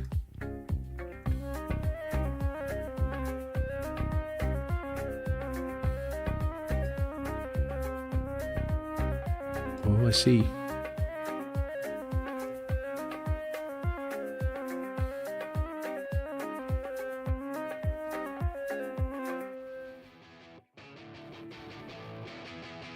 Karlovice again successful in pressing.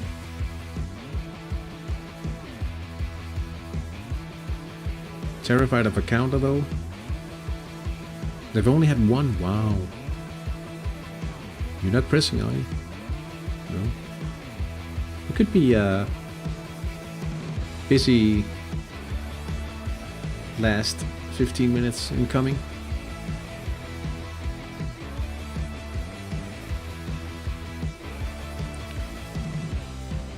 Did we? No, we didn't get yet another central attack.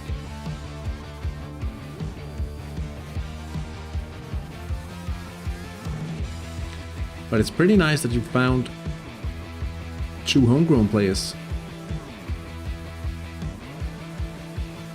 Relatively close in age. Attacking down the right.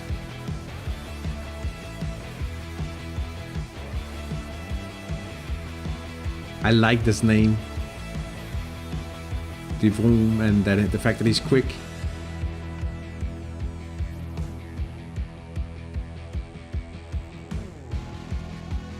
Moborski saves for Karlovice.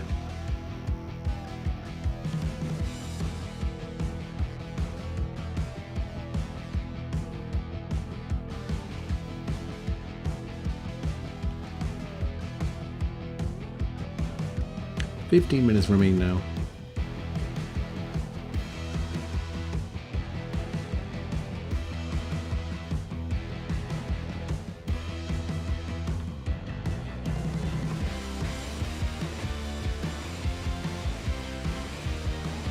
I also have fun making logos, kits, and trying to conquer manager achievements. At the moment, it's all about learning, support, and lots of laughs. And oh yeah, didn't Sousa also become national coach of one of the under 21s countries? I think. Julipukit claws one back. Please don't. Please don't get all the way back in the match. I would like to have a chance to overtake Kilotajat. Julipukit, if I may ask for a little favor. It's a non-tactical counter-attack for Julipukit.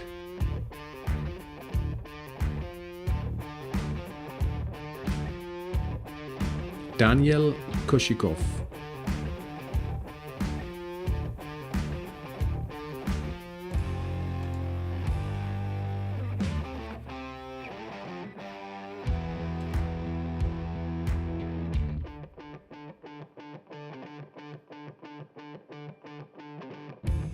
Günther Edelmann.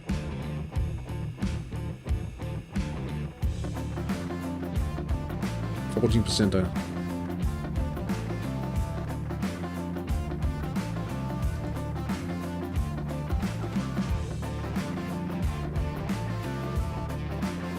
I am still not in the process of really getting to hunt achievements still. Yeah. I think, didn't he become a trainer, coach of one of the teams?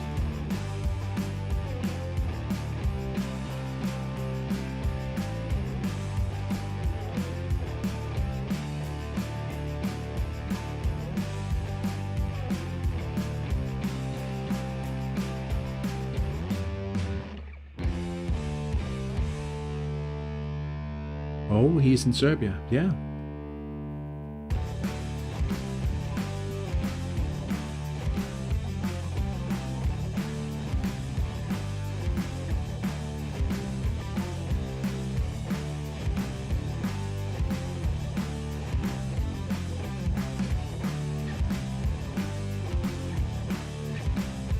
Abusa Aziz, PDIM event, keeping them away. Ryan Kearns,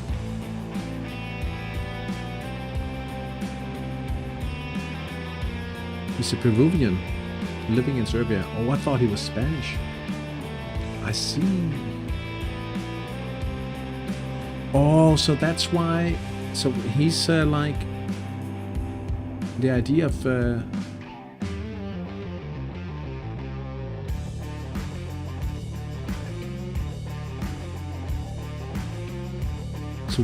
So is there a connection between some community movement in Serbia and in Macedonia, perhaps? Then is it in any way connected? Eternia on the counter-attack now.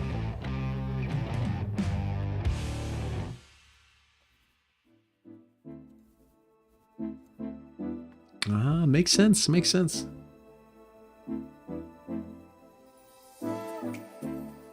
I haven't stumbled upon his streams because I usually cast the Danish under 21s and the World Cup games. Ah, okay.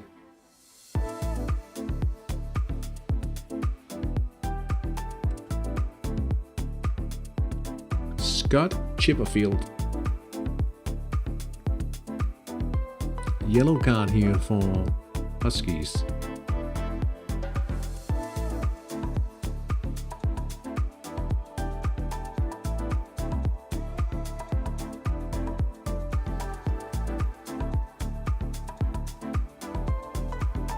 I've read that in, like, the referee is booked for that decision, but obviously he isn't.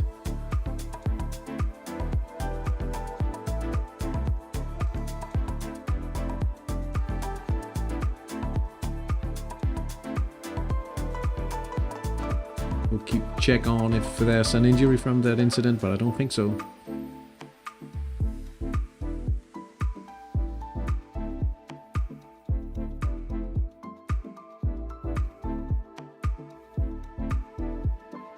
Let's see what Daniel Kushikov is able to do here.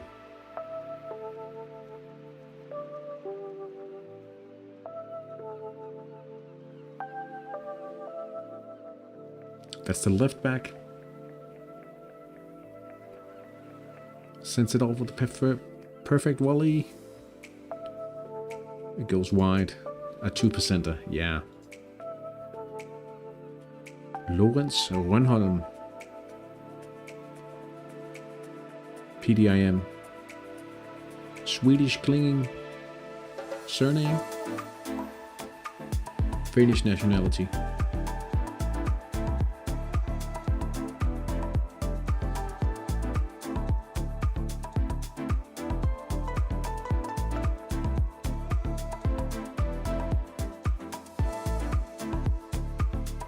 Aldrington on the counter-attack, I think.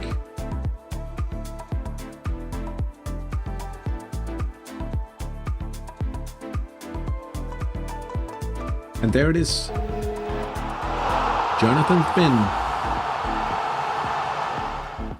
Central counter-attack, 18%er. He doesn't mind. I think he's given his club the win. Feel safer now. Yeah, I understand. Oh, it wasn't even a counter. Well, who cares?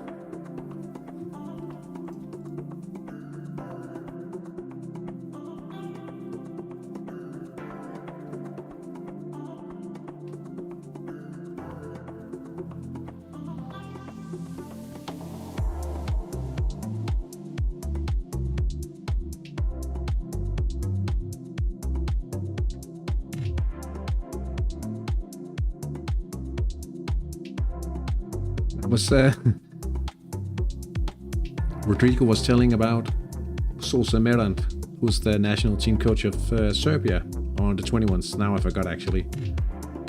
And I was asking if there's a connection between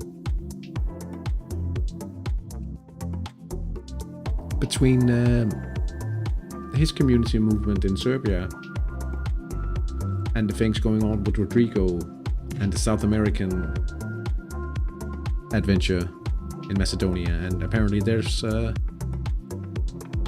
logical connection.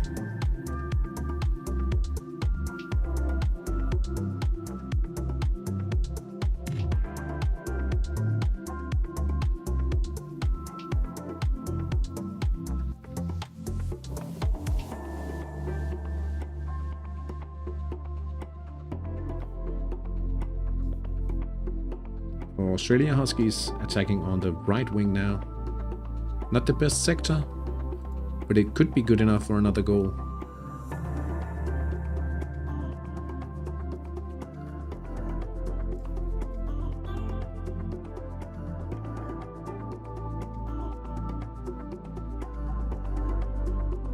Zlatan Ibrahimovic. But it's tipped away by Darren Beasley.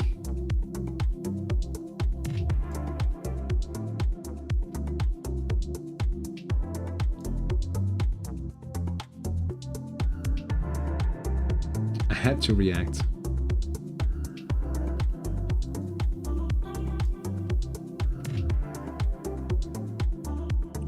Bonnet Bay attacking down the right. Jeremy Coty. I'm a little unsure about the pronunciation.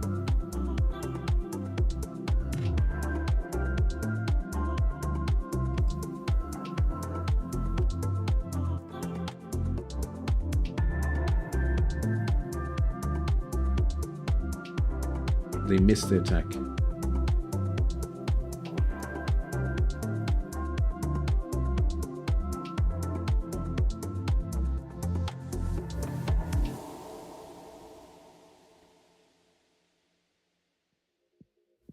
Five minutes to go. I'm a little worried by the fact that Bagheera has only had 2 regular chances so far.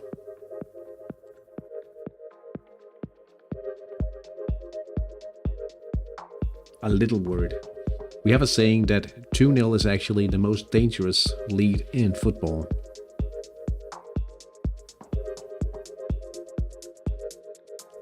I certainly hope there's no truth to that today.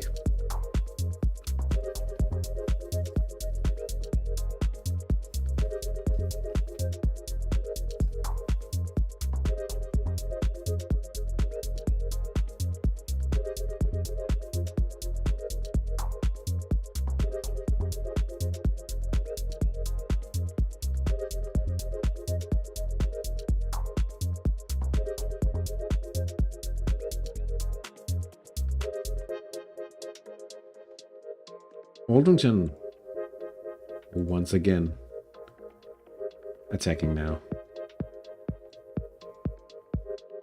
Shubhaksh Patil.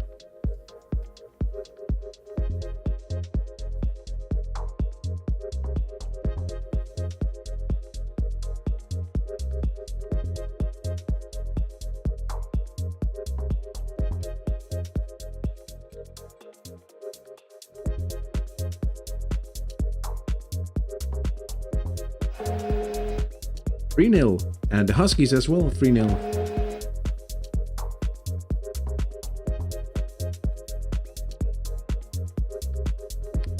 For the Huskies, it's Patil. No, sorry.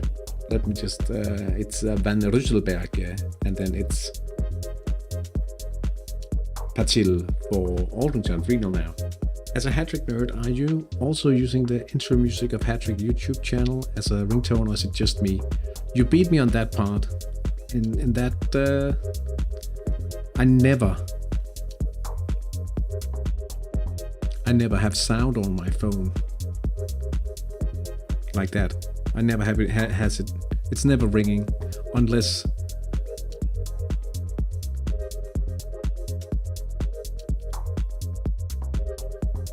I leave it on during the night because I have to wake up if in case of something, right? Otherwise, so that's not very often. And I use HT stickers on WhatsApp.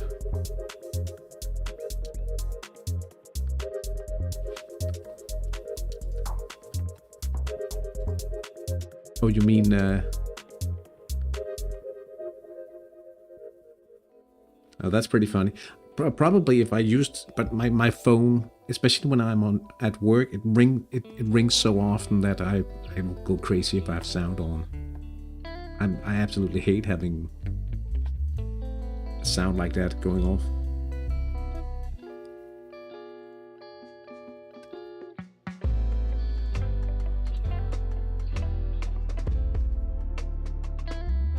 Two minutes remain.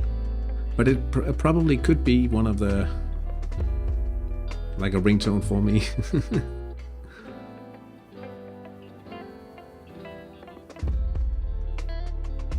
How did you get hold of those stickers on WhatsApp?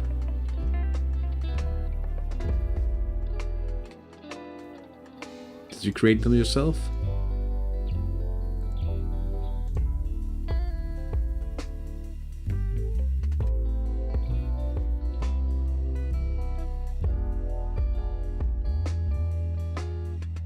Two minutes at it.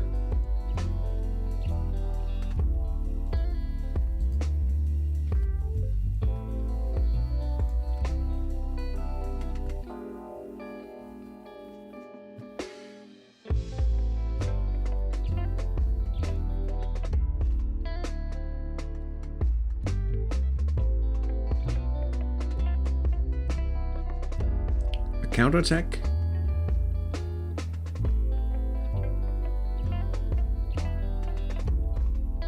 V.130.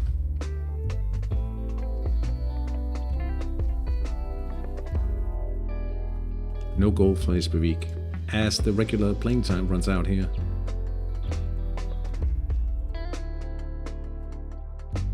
Both of the challenging teams lose today, it seems.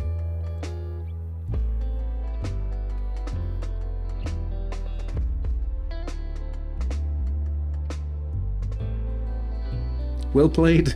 I didn't mean to.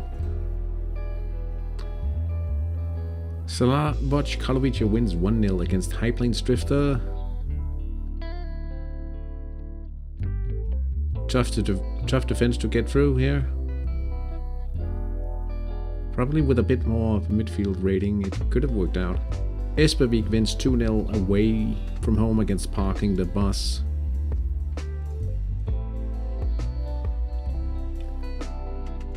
St. Anna probably playing it cool here against Papa ELC, but realistically, if they were to promote directly, they should have won by more than 5-0 today. It ends 5-0 nonetheless in this one. Palevan Kilotajat wins 3-2 away against Julupukit. And Aldrington takes a 3-0 win away from home against Pardaloff. Both Orpingtons.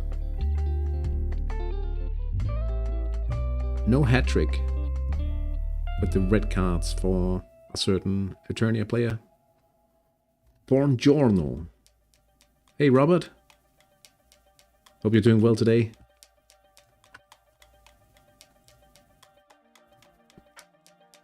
And I've crashed the viewer. Was that a reference to what's it called again? What's it called again? The Inglorious Bastards, of course.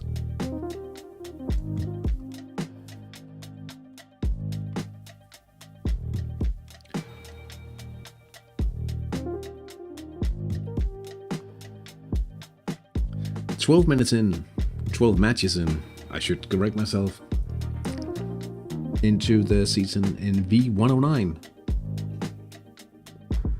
5 matches won for Havn and Tilde.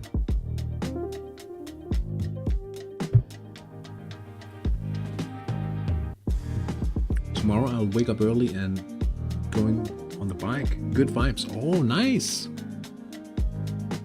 How's the weather? Is it going to be a nice ride? It's been perfectly fine weather, and I've been inside doing Hattrick stuff most of the day. Well, honestly, I was doing some cleaning earlier, and then I was recording for the next episode of the Let's Play series, and then streaming. And now the sun is about to set, so yeah. I was laying a wooden floor. Oh yeah, because you're busy moving, right? I hope things are going well with that. Sounds like a tiring work to do. St. Anna, 36 points. Got a lot done today. That's all. At least that's get some of those things done and dusted.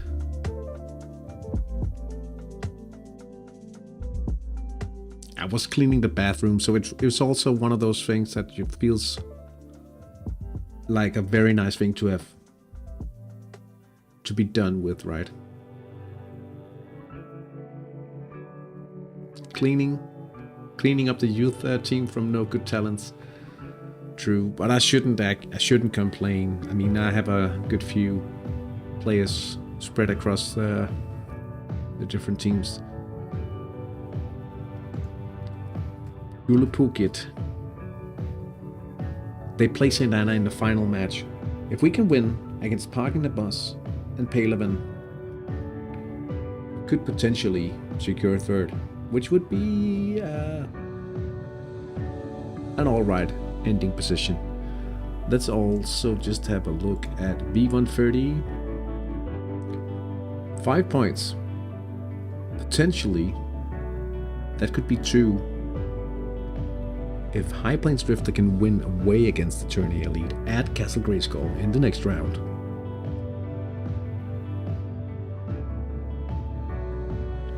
Both Orpingtons could put pressure on High Plains Drifter though. I can win against the Tourney. And what about the final round then? That's the thing.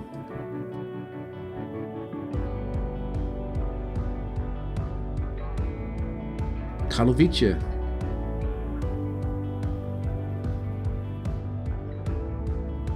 I mean, Karlovice did beat High Plains Drifter today, so they could potentially beat Eternia in the final round. Strong defense, you never really know. You never really know. Wow.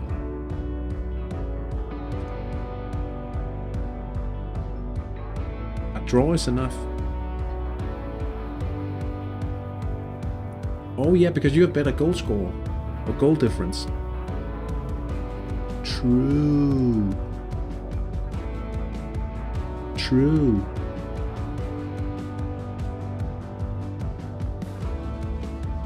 You sound confident. I like it.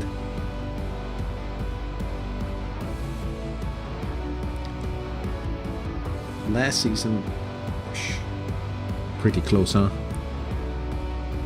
Season 25. Look at Havnensilde. Whoa.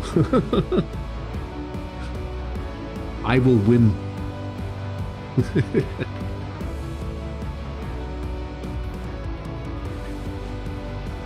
All right, guys. Oh, by the way, I should say we were talking about if, for instance, let's say 4 teams appear somewhere wanting to take part in the International League. You did win 2 games. Yeah,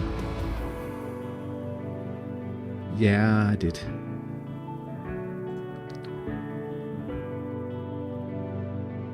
We could split up into 3 leagues. Like if we are 21 teams in total, that would require another 5. But if we are like 20 or 21 teams, could spread over a few more a few more divisions. Also because imagine when people have teams strong enough to promote. Hey Pedro, how many active players does Hattrick have? Well, I can tell you that there's world 201,000.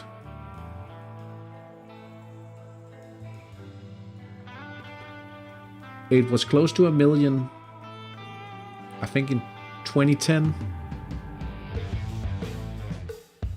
You don't play? Do you play Hattrick, Pedro? I'm not sure I've seen your name in the chat before.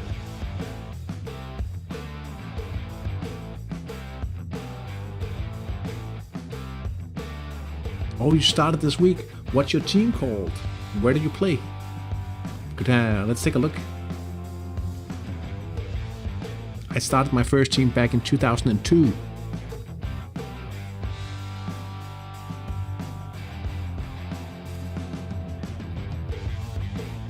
welcome. It's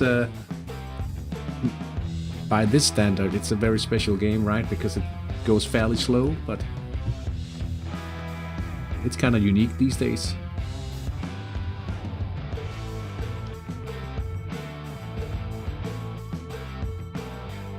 How many of you guys are going to watch the World Cup draw tomorrow evening?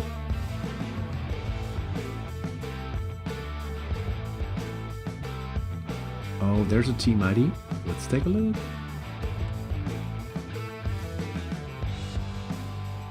The fact that you link a team ID, it's an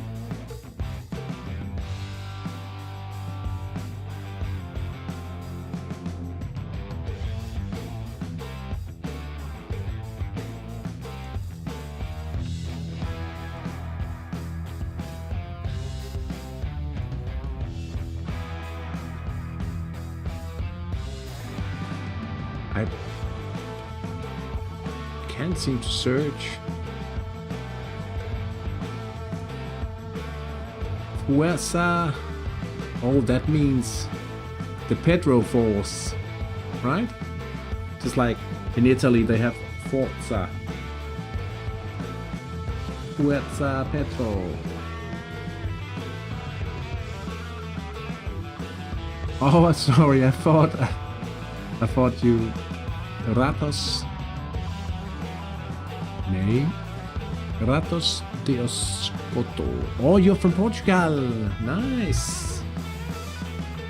Oh, you've only just started, like... 2 days ago. Welcome. Did you play before? I think most people have a tendency to return to the game. Like, yeah, I was probably too young when I started playing the first time. Then I returned for had a team for 6 years. I guess in 2018. Okay. So, let's see. Ratos de Escoto. Did you already buy players? You did? Okay, but...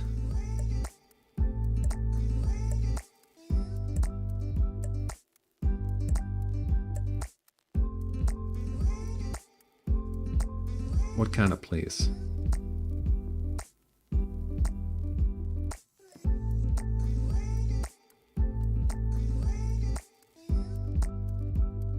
Oh, are you selling players?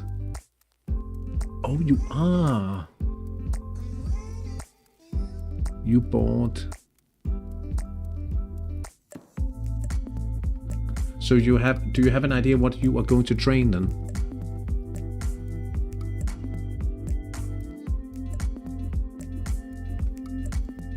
I mean, as long as you started training and you are planning friendlies. Looks good. Looks good. Oh.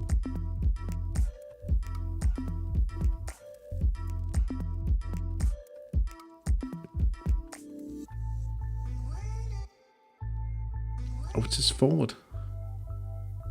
Right. One thing you have to. What did you start training?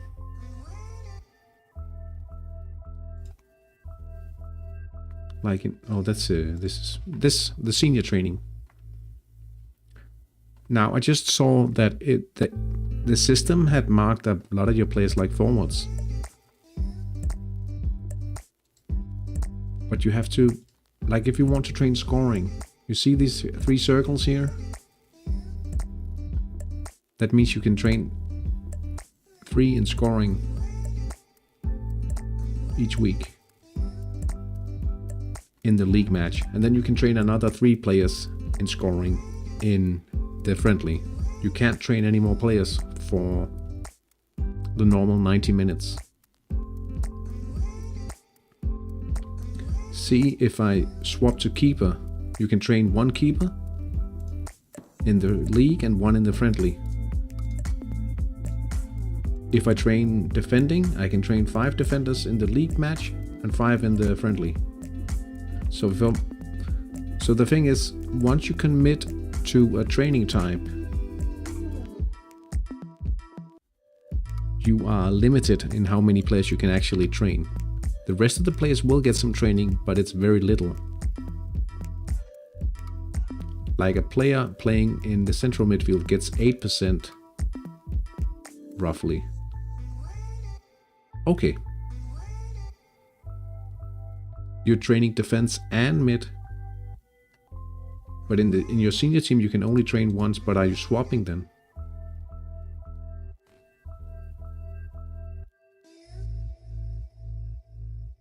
Like you could micromanage your training like that and train. But the thing is,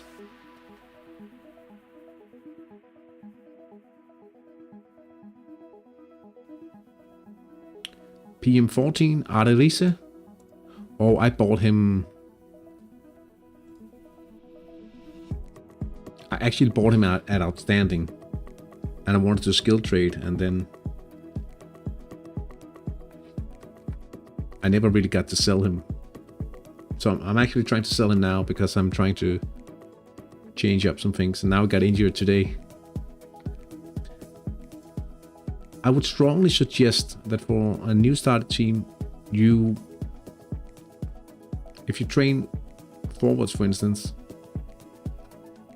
stick to 6 players to train, 6 young players. If you train winger, start by finding the 2 main wingers for the friendlies and the league match, so 4 of them, and then try to find the...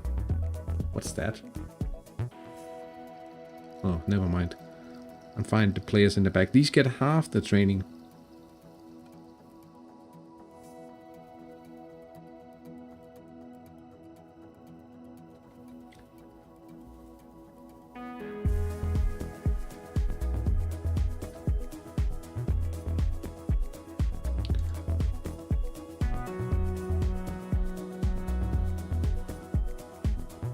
I usually recommend new players to start training winger,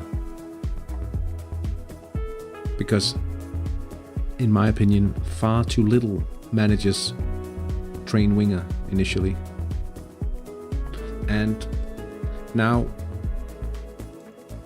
things have happened with the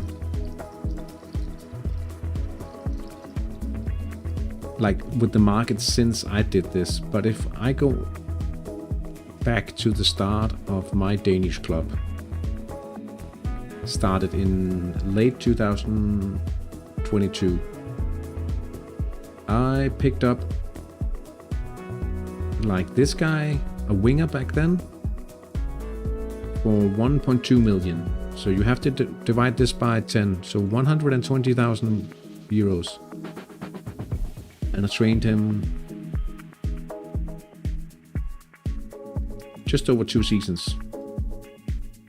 And you can see what I earned. I only trained him in winger. Okay, I'll admit, it was good times in the market, right? That's one example. I wanted to train him longer, but I got some very nice players in my academy, up from the academy, so I had to sell. I bought this guy, Johnny Sitter, for 7,000 euros. Sold at the same time, two seasons of training, 3.5 million euros.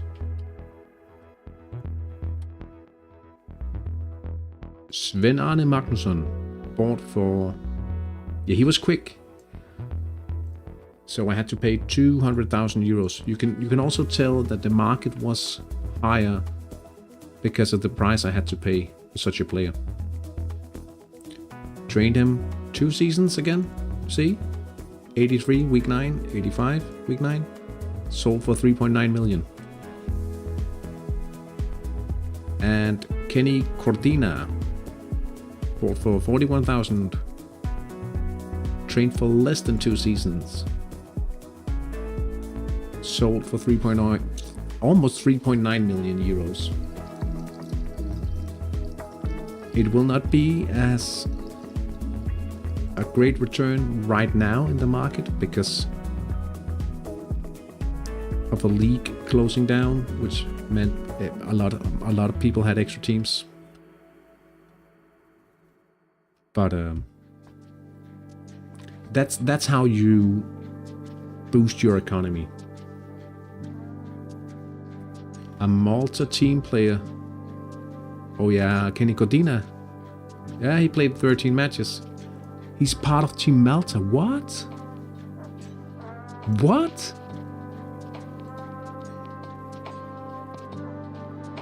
But he's only 24. You crazy?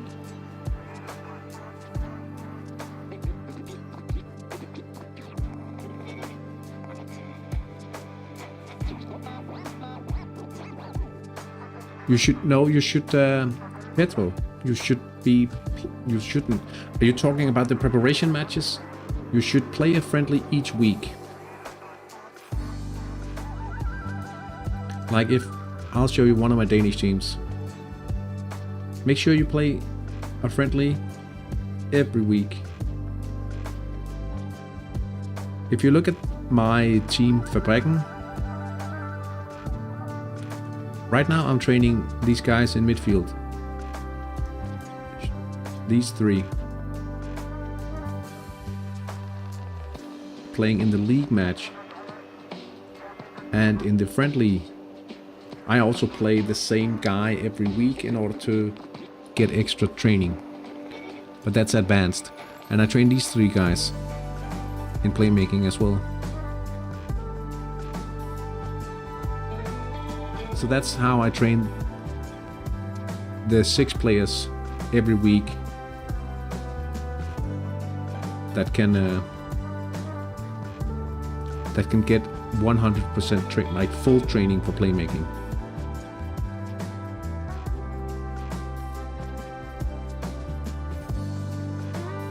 But it's no different in my team, like my main team. See, in the league, I also train playmaking there because I'm actually trying to build my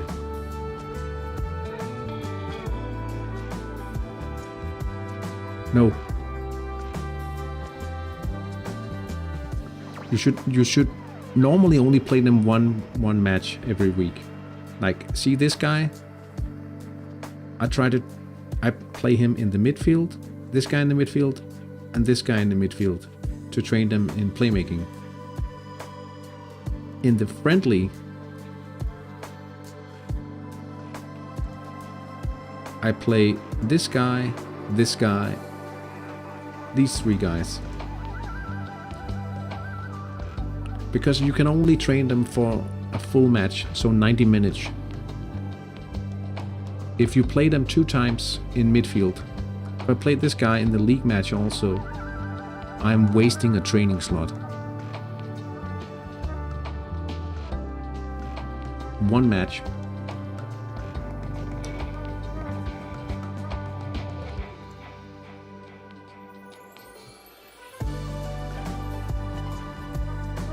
I made a video a long time ago about the basic training, which I'll link you guys, or at least for you, Pedro.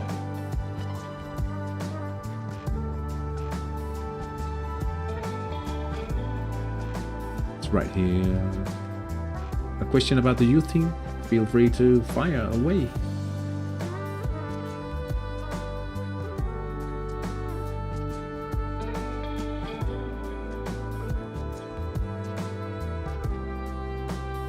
Can't see youth players' stats and positions.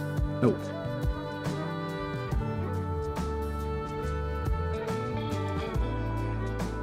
I'll show you why. Just give me 1 sec and I'll be back in the chat.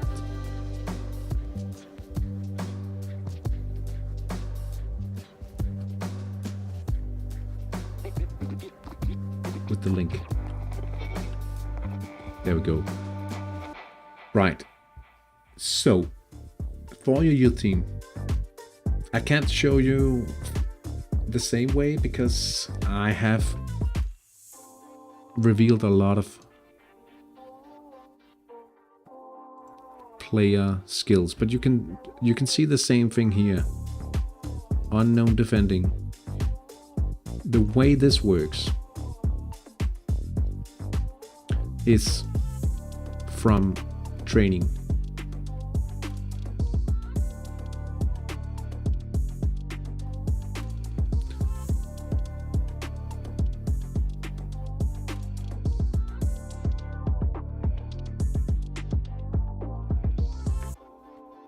So when I train primary passing, the thing is, the coach will then, of all the players receiving training, he will reveal the current skill level of one player. If I train secondary scoring, he will reveal the potential, the max of one player receiving training. As you can see here, as we also trained scoring, I studied Eichel Krog during the game. I think he can become poor that day before leaving the academy. So that's the way he would report that. He also comes with a random one sometimes.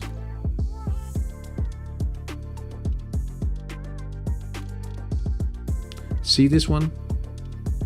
I think this is a pop.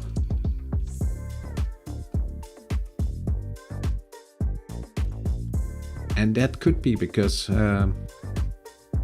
we know about the level. Let me see another report here. See, I train primary playmaking here.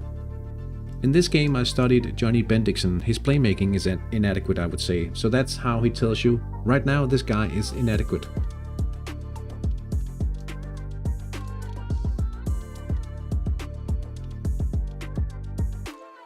Before that, this report, I could only see that he could reach inadequate. Now I know it. And then along the way, you get to know more about your players. Now there's ways to, like, if you find a player that you really want to know something about, like if you find a player that you would love to know how good he could become in scoring. Instead of playing more, like only play one forward, right? So you only have this guy that the coach could potentially, oh, he's solid scoring, he's 7 potential. You can always trick him to do like that if you need to. It's tougher with defending because you always have to have at least 2 players in the formation with defending, but you don't. You could actually just play with one defender in a 1-1-5-3 even, like that, to make sure. But you will have to finish with at least 9 players on the field, I think, in order to get the reveal, so be careful. Believe me, Aforgi, when I had some picks in Brunei, they recommended me to play 2 times a week to give them more experience.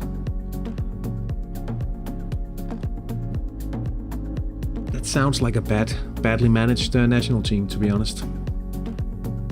Not crazy about injuries. Like, the only scenario would be if you can get cup experience, which is 3 times the amount of experience from a league game.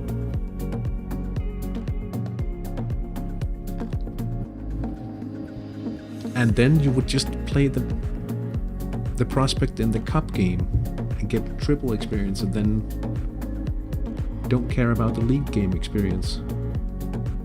That's nonsense.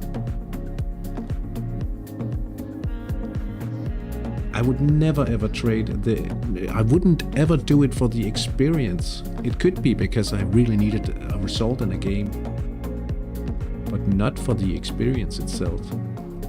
Never ever. Never ever would I do that.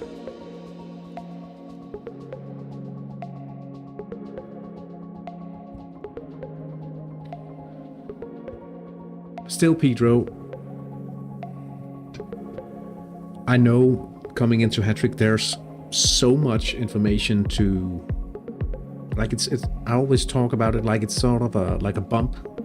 once you get over it, you learn small things about Hattrick, like, oh, you realize that but in the start, it's just so many things. So always feel free to write me in game or ask here in the chat whenever you feel like it. I mean, once you get over the hurdle initially, it'll be small steps, and I think that's also why some people don't really get into Hattrick. The thing that it's a slow game, right? That you can't just continue. Oh, I need the next transfer window. 2 more questions. Feel free. I'll try to answer them to the best of my ability.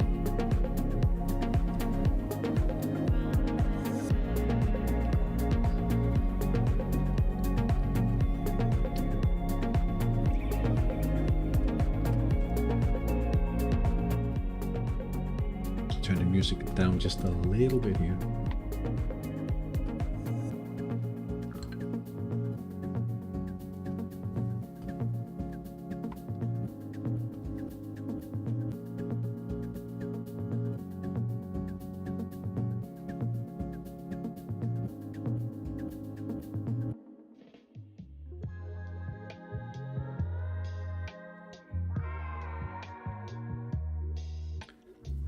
At the beginning, I should hire scouts, medics, managers. Are you talking about assistant coaches?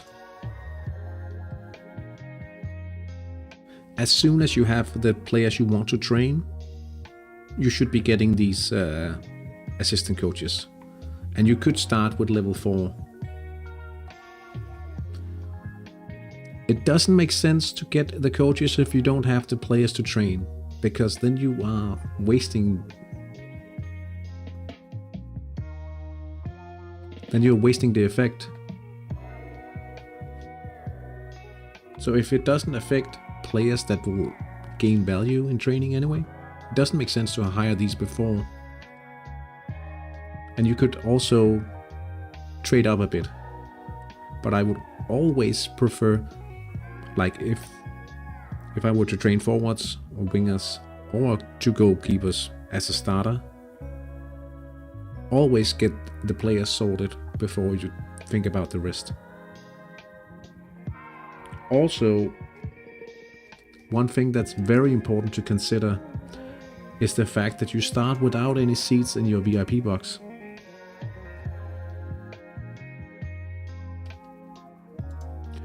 And each, like the terraces, you should think this is a stadium, this is another stadium, this is the 3rd stadium, and this is the 4th stadium. So by design, you are always losing money by not having this. So, and prioritized after getting the players, after getting the staff, then look at the stadium.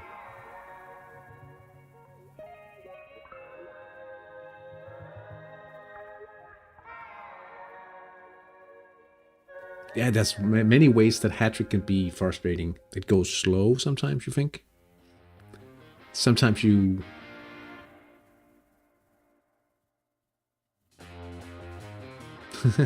Nah, not always. But, you know, actually some of those things, right? All right, pretty good advice. Because if you can connect with the community around the game, people will help you. Most people in Hattrick wants the game to thrive and want to have more people in the community, so they'll help. Your sponsor? I don't know, but sometimes you'll be hit by an unlucky result as well, because the game is based on random number generators. Without randomness, there wouldn't be a game called Hattrick at all. So sometimes you will be unlucky.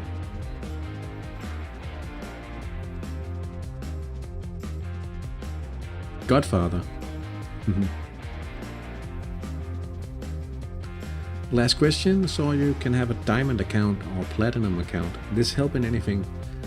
Well, it helps in the fact that with the platinum account, you can have an extra team.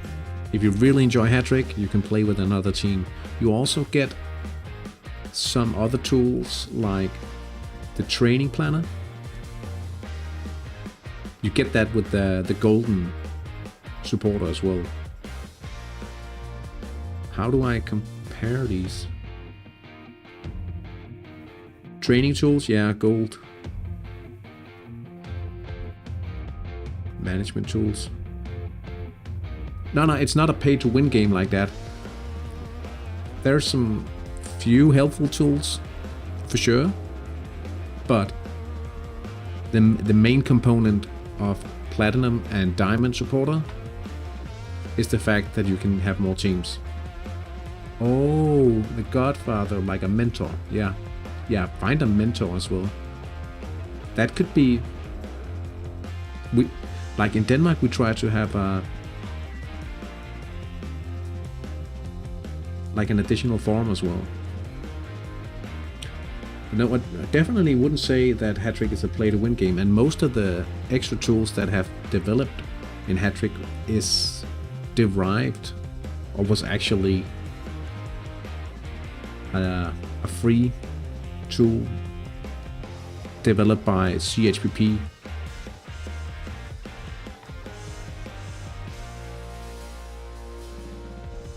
In this so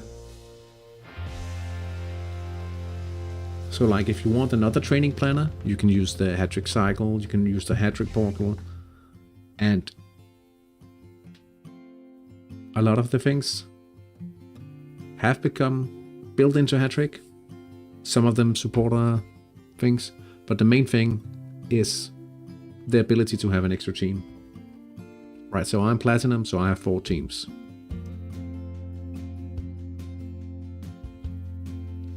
Network. Yeah, let's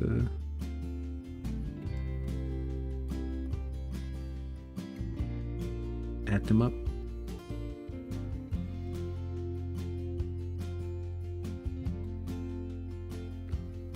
Right, so I think it's about time to call it quits for this one. It's been a very fun stream today. Always enjoy seeing new people in the chat. I always enjoy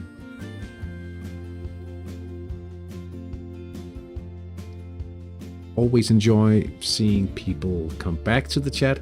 We need more teams on one account. Like, you want 5 teams? I think I'm definitely at a max at 4 teams. I can't possibly manage more.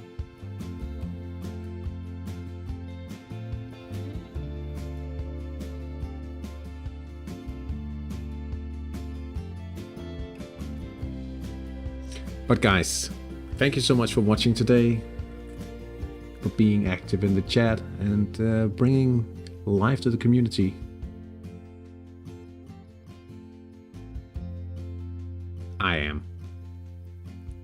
I'm telling you, I am. I'm making silly mistakes. Not often in the Danish team. A few times I've made silly mistakes with the team in San Marino, but more often with the 2. Yeah, I'll have to admit it. Anyway, thank you so much for watching, guys. I really hope that I'll be able to stream next weekend, but I'm actually not completely certain still.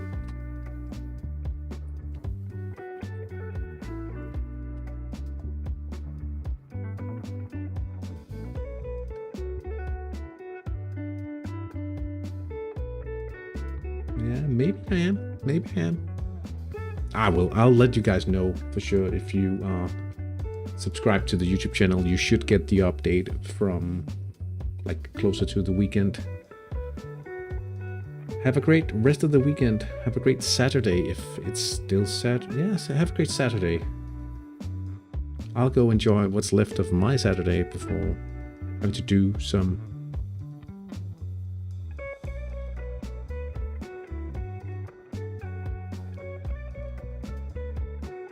stuff tomorrow. did just read that. Do you know Roskilde? Yeah, I have a very good friend who used to live in Roskilde. Now he lives in Copenhagen. So do you have a friend studying in Roskilde per chance also? Or a cousin? I have a friend there. Wow. Losing my train of thought now. Losing the ability to speak probably, if I ever had it. Rodrigo, 20 years ago there.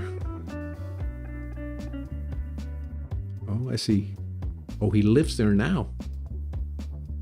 Oh, did he study there? Rodrigo, I hope to see you next time in the chat, right? I'll see you.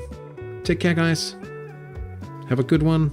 Have a good evening. Have a great rest of the weekend. I'll see you guys soon.